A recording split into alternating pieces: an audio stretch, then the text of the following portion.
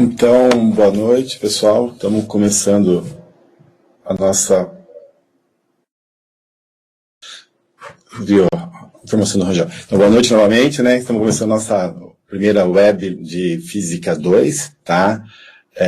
Como eu estava falando ali, é muito interessante que participe, né? Por mais que agora as webs estão sendo disponibilizadas, eu até perguntava para o Rafael que esqueci, 1 ou 2 dias depois já de ser gravada, né? Já fica disponível lá com o link para assistir, né? Com mais calma, né?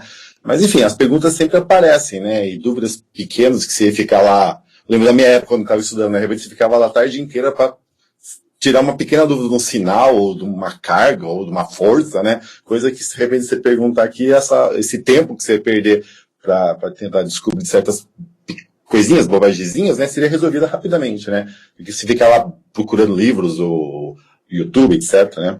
Mas, enfim, então, vamos começar, né? Eu vou fazer, nessa Física 2, eu vou fazer só 2 webs, tá? Na anterior, eu acho que eu fiz 3, mas eu, sinceramente, não tô, minha memória já tá uma bagunça, muita informação, né, muitas aulas, muita coisa para resolver, a gente se perde, né? Então, eu só dividi em 2, tá?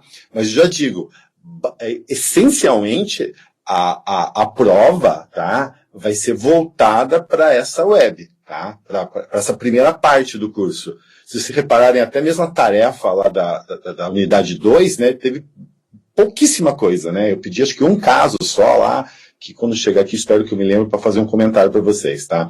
Então, basicamente, tá, digamos assim que 80% da prova, né, prova presencial, vai ser em relação a essa primeira parte que vai estar, o que vai estar aqui hoje, o que vai ser apresentado aqui hoje, ok? Então, vamos lá, novamente, boa noite, André, chegando aí, vamos lá.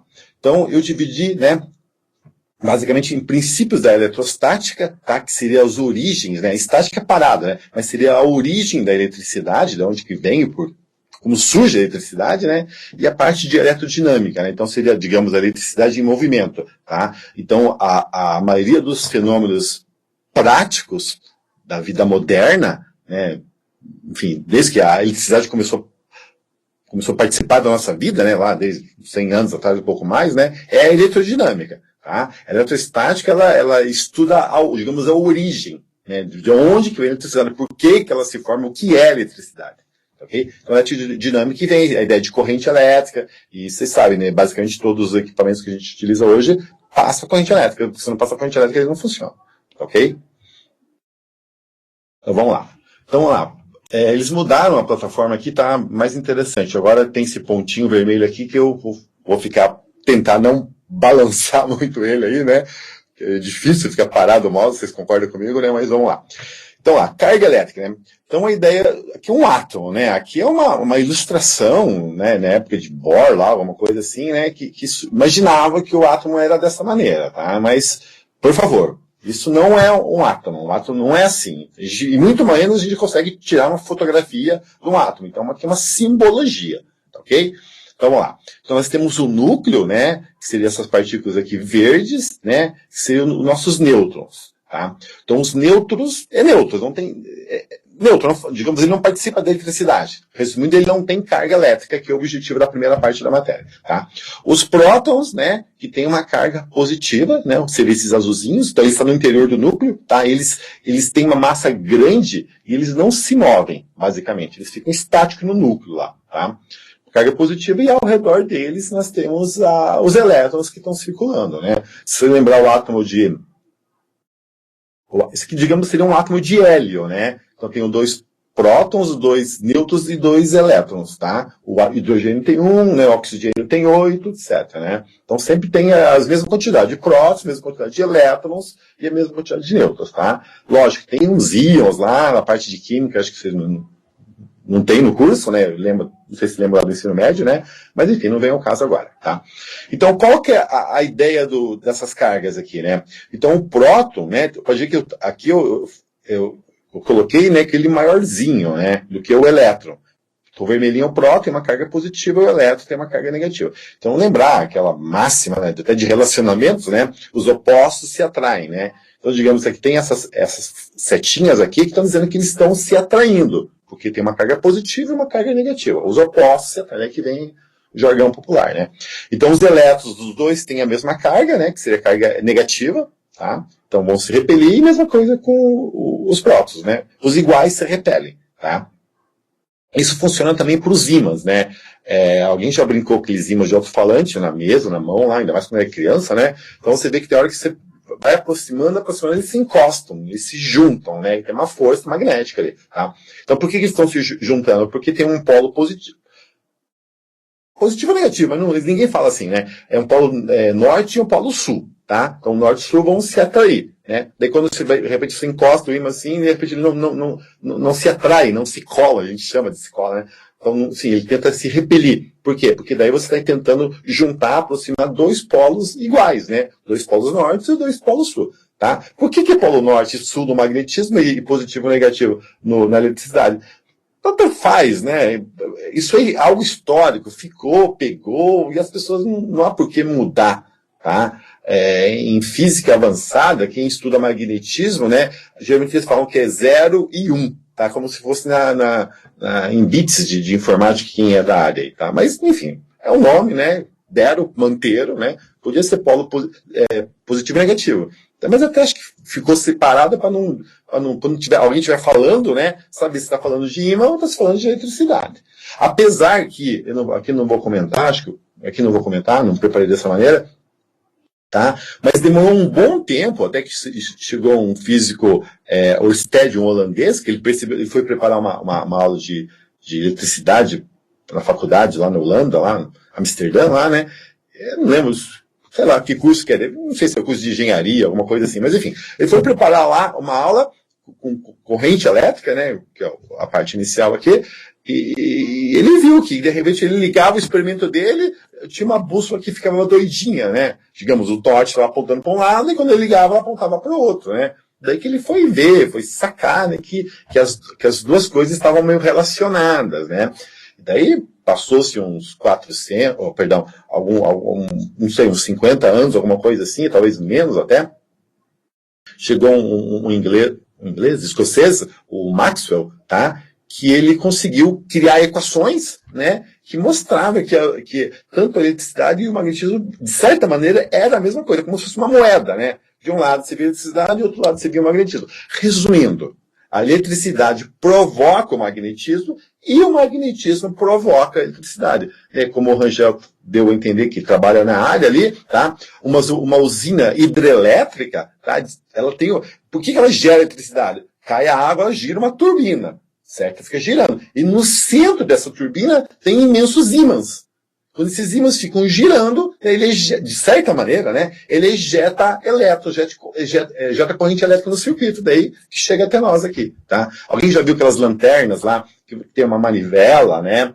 Você gira, daí a lanterna acende, outra você gira mais tempo e ela fica funcionando por um certo tempo, daí ela tem uma bateria acoplada, né? Então você gira, você está carregando a bateria, como se fosse a água caindo na turbina elétrica de uma hidrelétrica, tá? Só que ele tem uma bateria que guarda isso, né? Então, ou seja, é um ímã que está girando rapidamente lá, né, que ele provoca, injeta eletricidade. Na realidade, eu deveria, nessa segunda parte, mostrar toda essa parte aí, né, e cobrar de vocês, inclusive, cobrar em prova, né. Só que é algo mais avançado, assim, e trabalhoso, e vocês, né, não vão trabalhar diretamente na área, né, e mesmo em cursos que eventualmente for dar aula de física no ensino médio, essa matéria, ela é dada no final do segundo semestre. Resumindo, né, final do ano, você acha que alguém, né, vai conseguir dar essa matéria? E matéria mais complicada, mais pesada, né? Mas é cobrada em vestibular, né? Enfim, mas você sabe, né, que o ensino médio, a aula de física, são 2 aulas, né? Não é como vocês lá, que tem, acho que 3 ou 4 agora no ensino médio, né? Enfim. Exatamente, é o fluxo, é corrente contínua, mas vamos falar depois sobre corrente, tá? Mas tem 2 tipos de corrente, alternada e a contínua. Não, alternada, Rangel, alternada. Corrente alternada. Tá? Daqui, os prótons, então tem a carga positiva, né? O eletronegativas e o nêutrons não tem carga. Então, digamos que ele não participa do fenômeno de eletricidade. Aqui eu coloquei, ó, a massa de repouso de um próton é, ó, 167, não sei se você consegue enxergar aí, 10 a menos 27, nem eu estou enxergando minha vista, já era. 10 a menos 27, né? A massa do elétron, 10 a menos 31, Tá? Daqui embaixo, ó, a razão da massa do próton e do elétron é 1840 vezes. Resumindo, é como se você pegasse um quilograma, né, de arroz, feijão, farinha, seja o que for lá, e comparasse com uma caminhonete, né, uma caminhoneta lá. Essa diferença de massa entre o elétron e o próton. 1 quilo de feijão, a força você vai fazer para mover 1 quilo de feijão e fazer a força para se mover uma caminhonete. Tá? Então, por isso, que a gente vou falar no decorrer aí, é os elétrons, eletricidade, é os elétrons que provocam o fenômeno de eletricidade. Os prótons, lembre-se, gravem, os prótons estão no núcleo e eles nunca vão sair de lá. Por mais que a gente de repente fala que tem uma corrente positiva ou outra carga positiva, não, é sempre o elétron. Por causa disso, o elétron, a massa dele é 1840 vezes menor. Então, se alguém tem que sair do lugar ali, é o elétron. Você consegue tirar o próprio lugar? Consegue. Aí você constrói uma usina nuclear, você constrói uma bomba atômica, porque a energia para poder soltar os prótons, liberar esses prótons, é uma energia atômica, né? O próprio diz o nome, né? Que gera as bombas de hidrogênio, bomba atômica, usinas nucleares, etc. Beleza? E aqui, né, o nêutron, carga elétrica nula, né? Aqui o valor da carga, eu vou falar sobre isso depois, mas com mais calma. E aqui a massa do próton, do nêutron, que é mais, não sei se vocês conseguem chegar os expoentes aqui ou não conseguem? Por favor, aí. Porque aqui para mim está bem pequeno. Mas enfim, a massa, exatamente, a massa do próton, a massa do próton e do nêutron é a mesma. Tá? Só que o próton tem uma carga positiva e o nêutron não tem carga nenhuma. Tá? Enquanto a do elétron é, como eu coloquei aqui, 1840 vezes menor do que a massa do próton. Beleza? Correndo lá. Então, eletricidade, né? Um corpo, ele tem duas possibilidades. Ou ele fica eletrizado positivamente, devido aos prótons, tá? Ou eletrizado negativamente, devido aos elétrons. Ok? Mas não é que quer dizer que eu tenho prótons aqui, certo? Que é os prótons que vão me dar o choque, digamos assim. Ok? Né? E se for dar, e aqui, digamos, você encostar a mão aqui, você vai ganhar um choque, porque está eletrizado positivamente, beleza? Mas não é que não vai vir prótons para você te dar o choque, tá bom? Vai vir elétrons. Aqui acho que não tem dúvida, né? Está eletrizado negativamente, e na hora que você encostar o dedo, você vai, né, circular elétrons, tá? Só que a gente vai ver aqui, no próximo slide, é que na realidade é o seguinte, é sempre o elétron entra ou o elétron sai. É isso, tá bom? O próton não mexe. Fica no núcleo, lá dentro, sem problema. Aqui é um exemplo, né? Tem um círculo, uma esfera grande aqui, e tem esses, né, 6 prótons aqui, né? E aqui 6 elétrons. Perdão, aqui 7 elétrons, tá? Indiferente. Mas a quantidade desses prótons, desses elétrons, para te dar um choque assim, nossa, digamos que quase infinito, né? Não é infinito, porque tem um número, lógico, né? Mas é um número muito grande. Tá? Mas aqui eu não vou colocar 1 trilhão de prótons ou 1 trilhão de elétrons para explicar para vocês, né? Beleza? Então, o corpo tem duas possibilidades. Ele fica eletrizado positivamente ou negativamente. Tá? Continuar. Bom lá. Então, o corpo, normalmente, ele está neutro. Tá? Só que agora, só vou chamar uma atenção aqui. Esse neutro aqui não é nêutron, né? Não estou falando da partícula. Eu não estou falando da partícula do núcleo do átomo. Tá? Eu estou dizendo, basicamente, que o corpo está neutro. Ou seja, o corpo não tem carga elétrica sobrando. Ou eu posso dizer que a carga elétrica é zero. Resumindo, se você encostar a mão aqui, né, você não vai ganhar o tal choque. Eu estou falando de choque, mas é meio brincando, tá? Porque se tivesse 3, 4... Ou melhor, se tivesse essa quantidade de prótons e elétrons aqui, na hora que você encostar aqui, essa carga vai vir para o teu corpo. Ou essa carga vai vir para o teu corpo, certo? Aí você não vai sentir nada.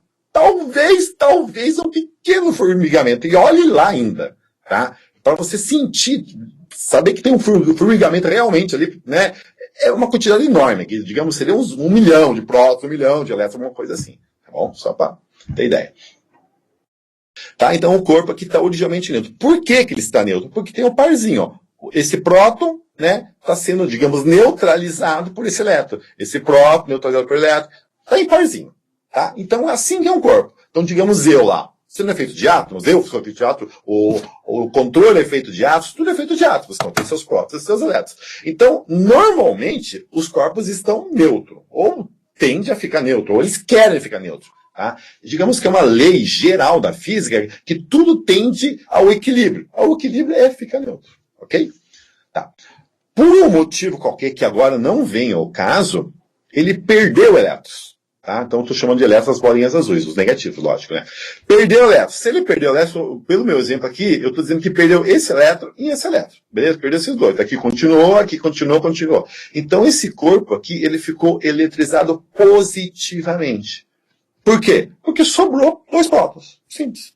Tá? Então, esses aqui, não vem ao caso. Eu deixei aqui para... Eu pensei em tirar, né? Mas depois eu me pergunto, o que aconteceu com eles lá? Eles estão aqui. Só que na realidade tem mais um zilhão deles aqui, parzinho. O que sobrou sem par, sozinho, foram esses dois prótons. Então esse meu corpo está eletrizado positivamente. Ok? E lá nos primeiros problemas, e com certeza vai cair na prova, né? Qual é a quantidade de carga? Eu sei que tem dois prótons, mas qual que é a carga de dois prótons? Tá? Ali, no slide anterior lá, eu falei bem rapidamente, tá? Mas a carga de um elétron, ela vale, ou de um próton, que ele tem a mesma... Vamos voltar lá. Ó, a carga aqui, ó, elétrica de um elétron, perdão, de um próton é 1,6 vezes 10 a menos 19. Aqui, menos 1,6 vezes 10 a menos 19. A carga é a mesma, e do nêutron nenhuma, né? Então a carga é exatamente a mesma, só muda o sinal, porque um positivo e outro é negativo. Beleza? Então, digamos o seguinte, ó, um exemplo bobinho aqui. Vamos supor, né, que, sei lá, cada grão de areia vale 3 gramas. Cada grão de areia vai dando. Então, você despeja lá, você vai contar quantos grãos de areia que tem, 1.000 grãos, 2.000, 1 milhão, né, e vai multiplicar por 3 gramas, você vai saber a massa daquela quantidade, beleza? Se você pegar 3 grãozinhos de areia, se colocar na balança, vai dar quanto? 9 gramas. Ok? Porque cada grão, eu estou falando que vale 3 gramas. Mas nós sabemos que na prática não é assim, porque tem grãos de areia de diversos tamanhos. Como tem grãos de terra de diversos tamanhos. Tá? Então, na eletricidade, nós falamos que a menor quantidade, digamos, de eletricidade é o valor de uma carga elétrica de um próton ou de elétron, que só muda o sinal. E ela, por definição, através de vários cálculos que foi feito, né, eles chegaram à conclusão que vale esse valor aqui, ó. 1,6 vezes 10 a menos 19. Lembrando, carga elétrica elementar. Então, E representa por Ezinho, que é nessa equação. Por que é que? Quantidade de carga elétrica. N é quantos grãozinhos de areia tem, ou seja, quantos prótons ou quantos elétrons. O E é uma constante. É uma constante. Vale 1,6 vezes 10 a menos 19. Eu vi que alguém perguntou alguma coisa para o professor Amareli esses dias, né? Mas o sinal está trocado lá na resposta. Eu falei, eu não vou lembrar agora qual era a pergunta exata, né? Mas não, tá certo, porque ou era positivo por algum motivo, ou negativo por outro motivo. Não vou lembrar agora a questão lá, mas enfim, estava certo, é só o sinal que mudava. Beleza? Então, para esse exemplo aqui, o corpo originalmente estava neutro, certo? E ele passou a ficar alisado positivamente. Por quê? Porque ele perdeu 2 elétrons. Então aqui saiu o parzinho. Então minha carga, eu vou esquecer esse casalzinho aqui, eu vou esquecer esse casalzinho, esse aqui e esse aqui. Eu vou só me ater a esses dois. Que é eles que estão sobrando. Eles que fez o corpo ficar eletrizado positivamente. Tá? Então, aquele N é o 2 que sobrou, né? Vezes 1,6 vezes 10 a menos 19. Como eu sei que é próton, é mais 1,6, né? Vou dizer que tem um mais e um menos aqui. Tá? Então, 2 vezes 1,6 é 3,2 vezes 10 a menos 19. Beleza? Então, essa é a quantidade de carga elétrica daquele corpo eletrizado anteriormente. Então, vale 3,2 vezes 10 a menos 19 C.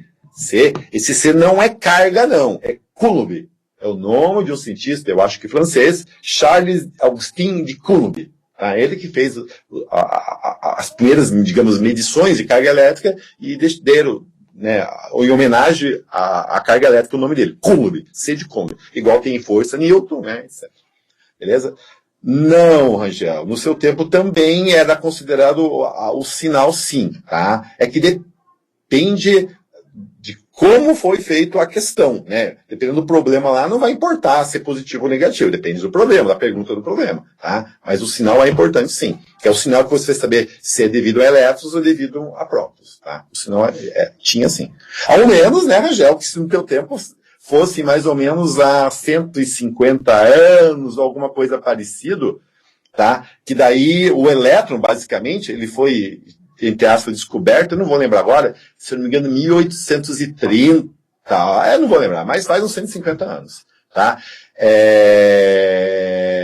Tá cortando, pelo que me falaram aqui, existe um delay entre o áudio, né, e a imagem, não sei se é isso, infelizmente é assim mesmo, Não tem como mudar não, Andréia. Beleza? Vamos lá, continuando. Vamos pegar um outro caso. O corpo aqui, ó, originalmente estava neutro, tá? Parzinho, né? Como normalmente está. Eu estou neutro, você está neutro, os objetos estão neutros, né? Normalmente.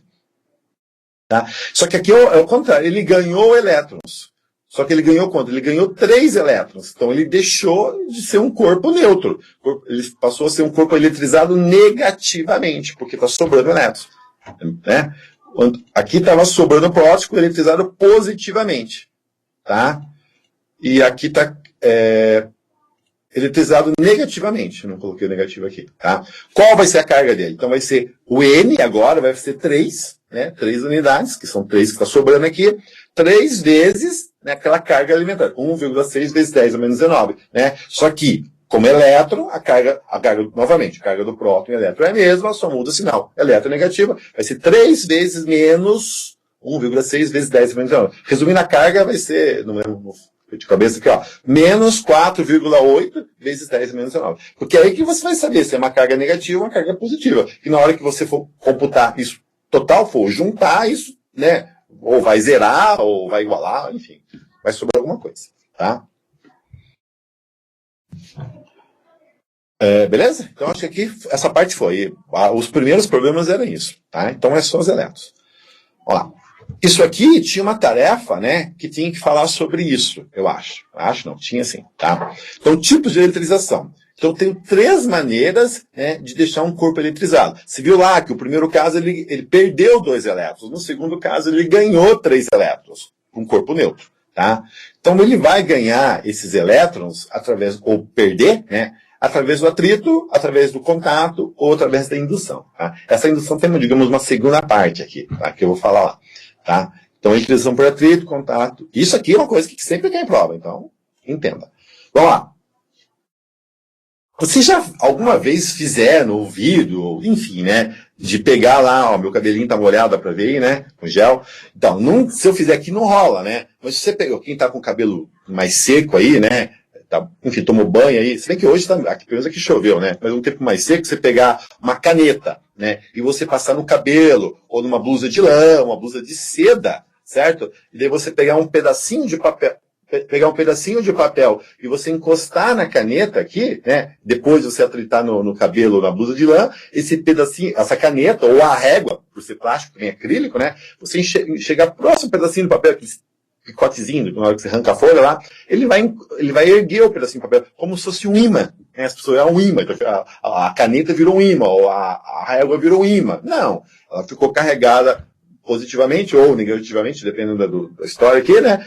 E ela vai atrair os papeizinhos lá. Por quê? Por que o papelzinho? Não é que o papelzinho estava positivo ou negativo. Só que a massa do papel é tão pequena, né? O que acontece? Ocorre uma separação de carga. Tá? A gente vai falando nos próximos slides aí. Tá? Ela atrai. Então, ali está aparecendo uma força elétrica, que é a força de Coulomb. Inclusive, vai ser feito um problema hoje aqui, acho que tinha com certeza naquela lista de vocês. Então, o que está acontecendo, né? Então, se eu pegar o vidro originalmente estava neutro, ou a régua, que seja, né? Originalmente estava neutro. Se você pegar e atritar, né, a seda, como ele está exemplificando aqui, ou um outro caso aqui, a lã, se atritar bastante, né? Então, o que vai acontecer? Vai ocorrer uma troca de elétrons, tá? Alguém vai doar elétron e alguém vai receber esse elétron. Lógico, se alguém vai doar, outro vai receber, né? Então alguém vai doar elétron, e outro cara vai receber. Se ele doou, ele vai ficar positivo. E o que recebeu vai ficar negativo. Lembrando, originalmente, tanto a seda como o vidro estavam neutros. Na hora que eu atritei, houve uma troca. Lembra lá a massa do próton e a massa do elétron? Como a massa do elétron é bem menor, é ele que vai saltar para o outro lado. Ou ele vai receber. Beleza? Então, é como se você pegasse, um exemplo bobo, né? Você pega e passa o giz no quadro, assim. Por que aparece lá uma letra no quadro, o risco no quadro? Saiu matéria, no caso do giz, e ficou grudado no quadro. Só que ali, no caso, saiu átomos de cal, né? Não sei lá, enfim, cálcio, né? Que tá com vergonha, não sei lá, a composição de giz, mas com certeza tem cálcio no meio da história, carbono, com certeza, tá? Só que ele saiu um átomo inteiro e ficou grudado. Aqui não tá saindo uma lógica, até pode sair um pedacinho do vidro, um pedacinho da seda, mas vai ocorrer uma troca de elétrons, ok? ok? Então, na hora que ocorreu uma troca de elétrica, ó, o vidro ficou carregado positivamente. O João estava neutro, ficou carregado positivamente, aqui ficou carregado negativamente. O que aconteceu? Para isso aqui ficar carregado positivamente, o vidro doou elétrons para a seda. Então ele estava equilibrado, tinha 1 bilhão de átomos, né? Os seus prótons, os seus nêutrons, os seus elétrons. E ele perdeu lá, sei lá, 10 elétrons, por exemplo. Se ele perdeu 10 elétrons, então ficou com uma carga, né, de mais 10 prótons, sobrando. Seria 10 vezes mais 1,6. Seria 16, a carga seria, digamos, se fosse 10, né? 16 vezes 10 também 19 Coulomb. E esse cara aqui, né, a seda, ganhou esses 10 elétrons. Então ele estava neutro e ganhou 10 elétrons. Então ficou em excesso, ficou sobrando elétrons. Então seria menos, né? 16 vezes 10 também 19 Coulomb. Beleza? Qual é a mesma coisa? Ok? Mas por que um fica positivo e outro fica negativo? Por que o vidro vai doar elétrons e o aço vai receber? Tá? Se você pegar uma outra seda, por que não pode? Uma seda, aqui tá brincando, uma piada, né? Uma seda amarela, se pegar uma seda vermelha, vai ficar assim? Vai, porque é uma propriedade da seda, tá? Eu sempre falava isso aqui nas aulas e esqueci de colocar. Isso aqui é chamado série triboelétrica. Ó, espero que vocês consigam enxergar. O vidro está aqui, né? A lã está aqui e a cera aqui está embaixo. Resumindo, quando você atritar esses materiais aqui, entre eles, né? Ó, aqui tá pele humana. Se eu atritar a pele humana com a seda, ó, para cima fica positivo, para baixo negativo. Se eu pegar a seda, né? Tem uma roupa de seda, né? E atritar com a pele humana, a pele vai ficar carregada positivamente, né? E a seda vai ficar carregada negativamente. Olha aqui, ó. O vidro está aqui. Lã, ó. Então o vidro positivo e a lã negativo. Se eu pegar a seda, então a seda fica negativa e o vidro positivo. Qual a diferença da lã e da seda? Porque quanto mais distante tiver, vamos pegar o silicone com a pele de coelho, por exemplo, né? Está bem longe. Então, você vai tentar pouquinho para ele ficar bem carregado, né? Quando eles estão bem próximos, aqui, ó, vamos supor, pele de gato e chumbo, tá um do lado do outro, né? O chumbo vai ficar carregado positivo e a pele de gato negativo, tá? Só que você vai ter que atritar bastante, não sei se escutou barulhinho aí, tá? Para ele ficar carregado, ou bastante carregado. Porque quanto mais distante for, né, vai ficar mais carregado com mais facilidade, não precisa atritar tanto assim. Ok? Espero que tenha dado uma ideia disso, tá? Isso aqui eu achei na internet, tá? Digamos, não sei o rigor científico disso, mas é para ser isso. Se for um pouquinho errado, também não vem ao caso, tá bom? Beleza? Porque eu tinha 3 tipos de eletrização, né? A primeira foi por atrito. Ok, pessoal, eu acabei falando aqui, mas pegaram o espírito da coisa, atritou 2 materiais, né? Vai saltar elétron. Quando você atritava um material vai receber elétrons. O que saiu, né, vai ficar positivo, o que recebeu vai ficar negativo, porque ele ficou sobrando. É só se lembrar daqueles primeiros slides lá, né? Vamos voltar lá. Então estava aqui, estava neutro, né? Ele perdeu 2 elétrons, ficou carregado positivamente. Okay? A carga vale 2 vezes aquele valor positivo de 1,6. Aqui, no caso, ele ganhou elétrons. Então, aqui não coloquei, ficaria carregado, eletrizado negativamente. Eletrizado negativamente ou carregado negativamente, ou carga elétrica negativa, é tudo a mesma coisa, ok? Tem 3 vezes menos 1,6, né, que seria o 4,8. Ok? O próximo, então, tipo de eletrização é por contato. Aqui eu deixei os 2 juntos, tá? Porque aqui não, é mais simples, não tem muita história, tá? Ó, então aqui, ó, eu tenho contato. Está encostando, é isso. Essa é a explicação. Tá? Então, lá, originalmente o corpo está neutro. Tá? E aqui eu encostei, né, um corpo, ó, tudo que é maisinho aqui. Um corpo carregado positivamente. Você viu que aqui, né, tem essa parte marronzinho aqui. A ideia é que para isso, você conseguir que esse fenômeno aconteça, né, aqui tem que ser, eu não falei isso, tá, mas eu acho que deve ser bem óbvio, né? Ninguém tem criança aí, né? Essa parte aqui é um material isolante, tá? Porque, digamos, primeiro, se fosse pegar, se fosse bem carregado, você ia tomar um choque. E segundo, se você tivesse pouca eletricidade ali carregada e você encostava, aquele excesso ia vir para a tua mão. Então você não ia conseguir deixar esse corpo positivo aqui carregando ele, segurando com a mão, tá? Porque daí ele vai vir essa eletricidade para sua mão daí, tá bom? Logicamente, essas esferas aqui são metálicas, né? Então vamos lá. Então o corpo está carregado positivamente, vai encostar nesse aqui. O que vai acontecer? Vai saltar elétrons, lembra, é só o elétron que se move. Tem como vir elétron para cá, desse corpo da esquerda aqui? Não, porque ele está sobrando prótons, né? Ele vai doar o que está o que tá sobrando, né? Que no caso teria que ser elétrico, só o elétrico que se move, ou então quando ele está neutro, né? Então, ou seja, lembra que eu falei que tudo tende ao equilíbrio? Então ele está positivamente, esse coitado não tinha nada a ver com a história, vai tentar doar elétrons para esse corpo aqui, para tentar neutralizar ele, ok? Digamos que eu tinha, sei lá, aqui não teria como os dois ficar neutros, porque esse aqui já estava neutro, então não teria como, tá? Digamos que aqui tivesse 10 prótons e aqui tivesse sobrando 10 elétrons, na hora que encostasse ambos, daí sim, bem provável que os dois iam ficar neutros, tá? Mas não é o caso, né? Então ele vai tentar neutralizar aquilo lá, só que não vai conseguir, tá? Que ele vai, digamos que nesse exemplo, está doando só 3 elétrons, né? Essa é uma suposição, não dá para saber quantos que vai doar, pode ser 10 mil, 1 milhão. Em realidade tem a ver com contato ali, quanto mais tempo, mas eles ficam trocando esses elétrons de um para o outro, assim, mais ou menos com a velocidade da luz, tá? Então não dá para saber quanto tempo você tem que deixar para passar mais ou menos, né? Praticamente é instantâneo. Você encostou, pá, eles instantaneamente trocam os elétrons que tem que trocar ali. Isso vai depender do tamanho do corpo, do material do corpo, de propriedades do ar, né? Se está úmido ou não. É uma história complicada. Né? Melhor não tentar entender muito como isso ocorre na realidade, tá? Então isso aqui é um exemplo, né, didaticamente, tá? Então ele vai doar 3 elétrons para tentar neutralizar aquele lá, mas não vai conseguir, né? Porque aqui, ó, você pode ver que tem 6 prótons aqui. Então ele vai doar 3, né? E esse corpo vai continuar, desde que ele continuar carregado positivamente. Só que na hora que isso aqui estava neutro, se ele doou 3 elétrons pro cara da esquerda, então vai sobrar prótons aqui. Ele perdeu elétrons, né? Então vai sobrar prótons. Resumindo, ambos os corpos, depois do contato, vai ter carga positiva. Tá bom? Se 2 corpos estão neutros, você encosta, continua neutro.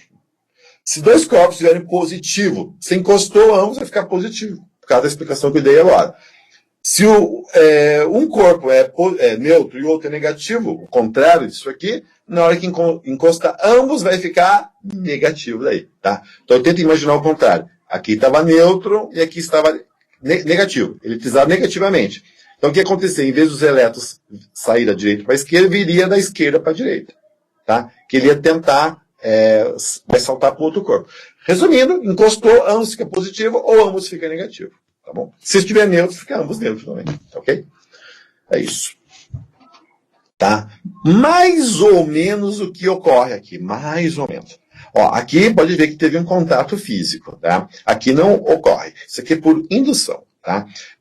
Um fenômeno parecido, lembra que eu falei que deveria explorar mais a segunda parte, que é o magnetismo? Tá? Isso aqui é mais ou menos como ocorre nos transformadores, para transformar 220 volts, 110 ou 1000 volts, enfim, nos transformadores. Então, isso ocorre por indução. Tá? É algo parecido, só que é indução magnética daí. Tá? Eles não necessariamente encostam. Tá? A gente pensa que encosta, mas não. Tá? No próprio motor também tem muitas partes que não encostam o motor elétrico lá. Tá? É por indução. O motor gira por indução. Tá bom? Mas enfim, é outra história. Vamos lá. Então, o que está acontecendo aqui? Esse corpo aqui, ele está neutro. Né? Não vamos contar aqui, mas basicamente tem a mesma quantidade de prótons, a mesma quantidade de elétrons. Está neutro. Eu encostei, ou melhor, errado. Eu aproximei uma barra carregada negativamente. Ok? Tá? Na hora que eu aproximei essa barra negativamente aqui, só que esse desenho não está legal, tá?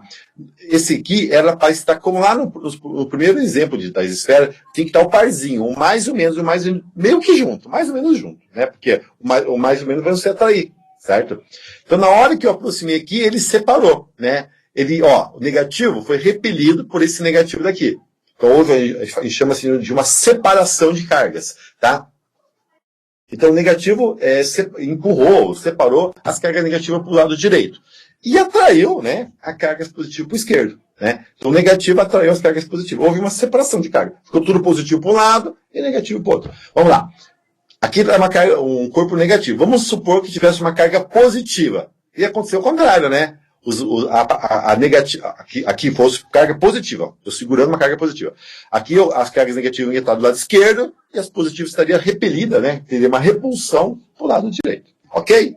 Então, isso aqui é uma eletrização por indução. A primeira parte é isso. Ocorre uma separação de carga. Guarda essa palavra certa. Os prótons veio para um lado, os elétrons veio para o outro. Não, houve uma separação de carga. Próton para um lado. Não precisa nem explicar. Separação de carga. Tá? O que está acontecendo aqui? Vamos lá, Rangel. Rangel, você agora. O que significa esse símbolo lá, Rangel? Por favor. Exatamente. Isso aqui é o que a gente chama de ligação terra. Tá? Então vamos lá. Houve uma separação de carga. Daí isso aqui foi feito um aterramento, ou uma ligação terra. Só que, se esse corpo for pequeno, se eu encostar meu dedinho nessa esfera aqui, o meu corpo faria o papel da terra. Tá? Então por que o raio tem que estar ligado no fio terra, né? E aquela haste, não sei se alguém já viu, né? Essa haste deve ter em torno de 6 metros de comprimento, uma barra de cobre, preferencialmente, né? Dificilmente faz, né? Mas pode ser até de ferro, inclusive, né? Tem que estar aterrada, porque na hora que o raio bater lá em cima do prédio, o excesso de carga seja despejado na terra. 6 metros, né? Porque daí tem, digamos, bastante terra assim, para absorver isso. Né? Como tem bastante terra, aquela eletricidade não vai fazer mal nenhum. Então, se eu encostar meu dedinho aqui nisso aqui, esse excesso de carga elétrica, né, vai vir pro meu corpo. Só que se for pouquinho, a gente nem, como eu falei, nem vai sentir um formigamento. Mas aqui o objetivo é outro, tá? Então vamos lá. Tá? Só que se lembra que não ficou bem legal, não, tá? Eu peguei da internet. Então vamos lá. Ó, o que vai acontecer aqui? Acho que o desenho era até para as pessoas pensarem. Aqui houve uma separação de carga. A positiva ficou atraída pela negativa aqui e as negativas ficaram repelidas por isso aqui. Houve uma ligação terra. Tá? Quem é que vai passar para a ligação terra? Elétrons. Somente os elétrons que circulam. Na ligação terra tem 2 possibilidades. Os elétrons vão para a terra vai absorver os elétrons, ou a terra, olha que interessante, ou a terra vai doar esses elétrons para o corpo, ok? Vamos lá, complicar a cabecinha de vocês. O raio cai, né, da nuvem, né? Só que existem 2 possibilidades. O raio pode cair ou o raio pode subir. Não sei se alguém já ouviu falar isso, que o raio pode surgir da Terra. Não sei se já ouviram falar, né? Ou seja, o raio pode cair, né? Ou seja, cair, não tem como outra explicação, né? Da nuvem para o chão. Mas o raio também pode subir da Terra para a nuvem. Tá? Então, se a nuvem estiver carregada positivamente, ela vai ter que neutralizar. Como é que ela vai neutralizar? Vai ter que vir um monte de elétrons parzinho para neutralizar ela. Então, se a nuvem estiver carregada positivamente, vai ter que sair elétrons da Terra. Então, os elétrons vão subir da Terra para a nuvem para deixar ela neutra.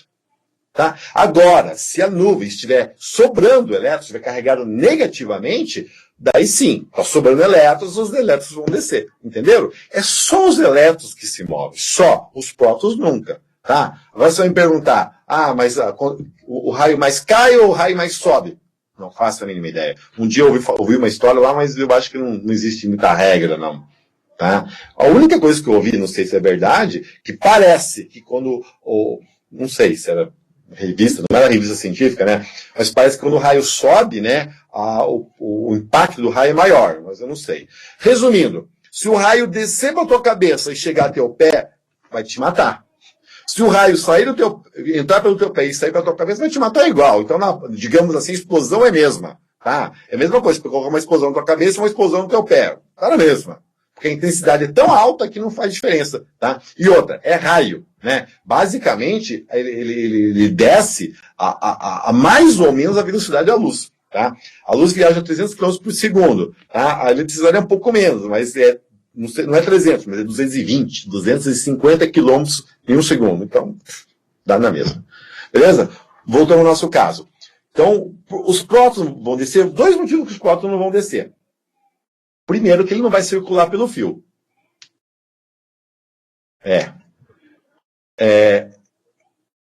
Tem alguns, né? Tem gente que tem sorte, tá? Já falamos sobre isso.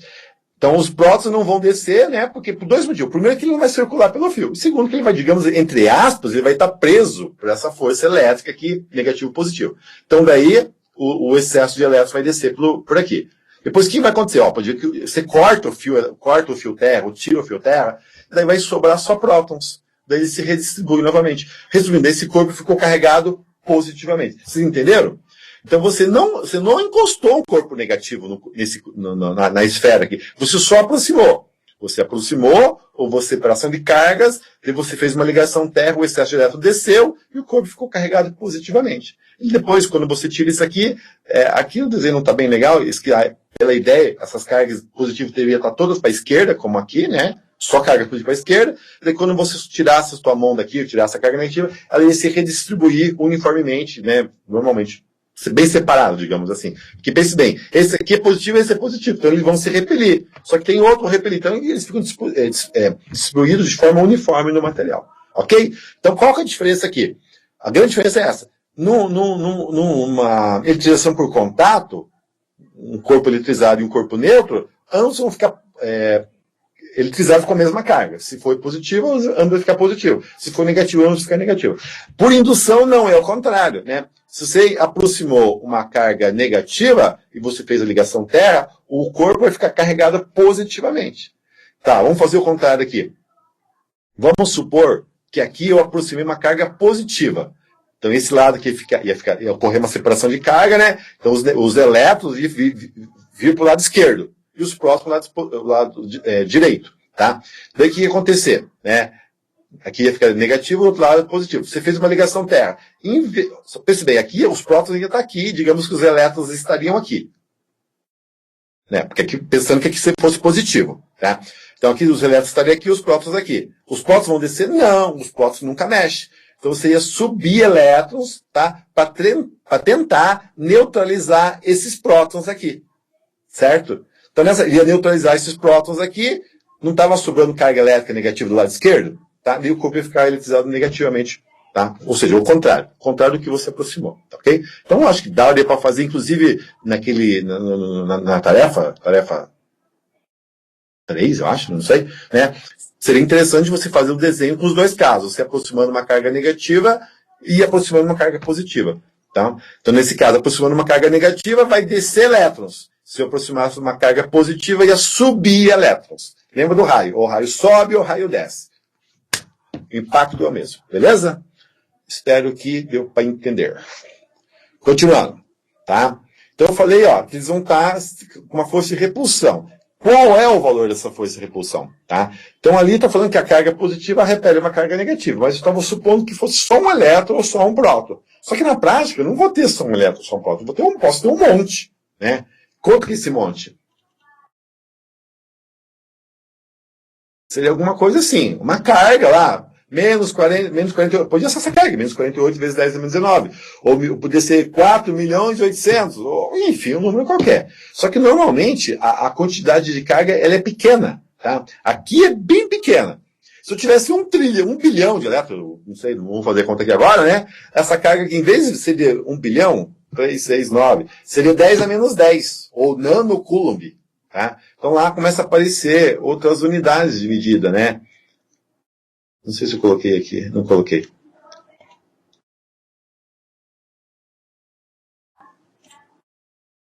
Perdão, pessoal, estou me batendo aqui nos slides. Tá? Então, na eletricidade, eu devia ter colocado aqui, foi bem lembrado, aparece umas outras unidades de medida. Vamos lá.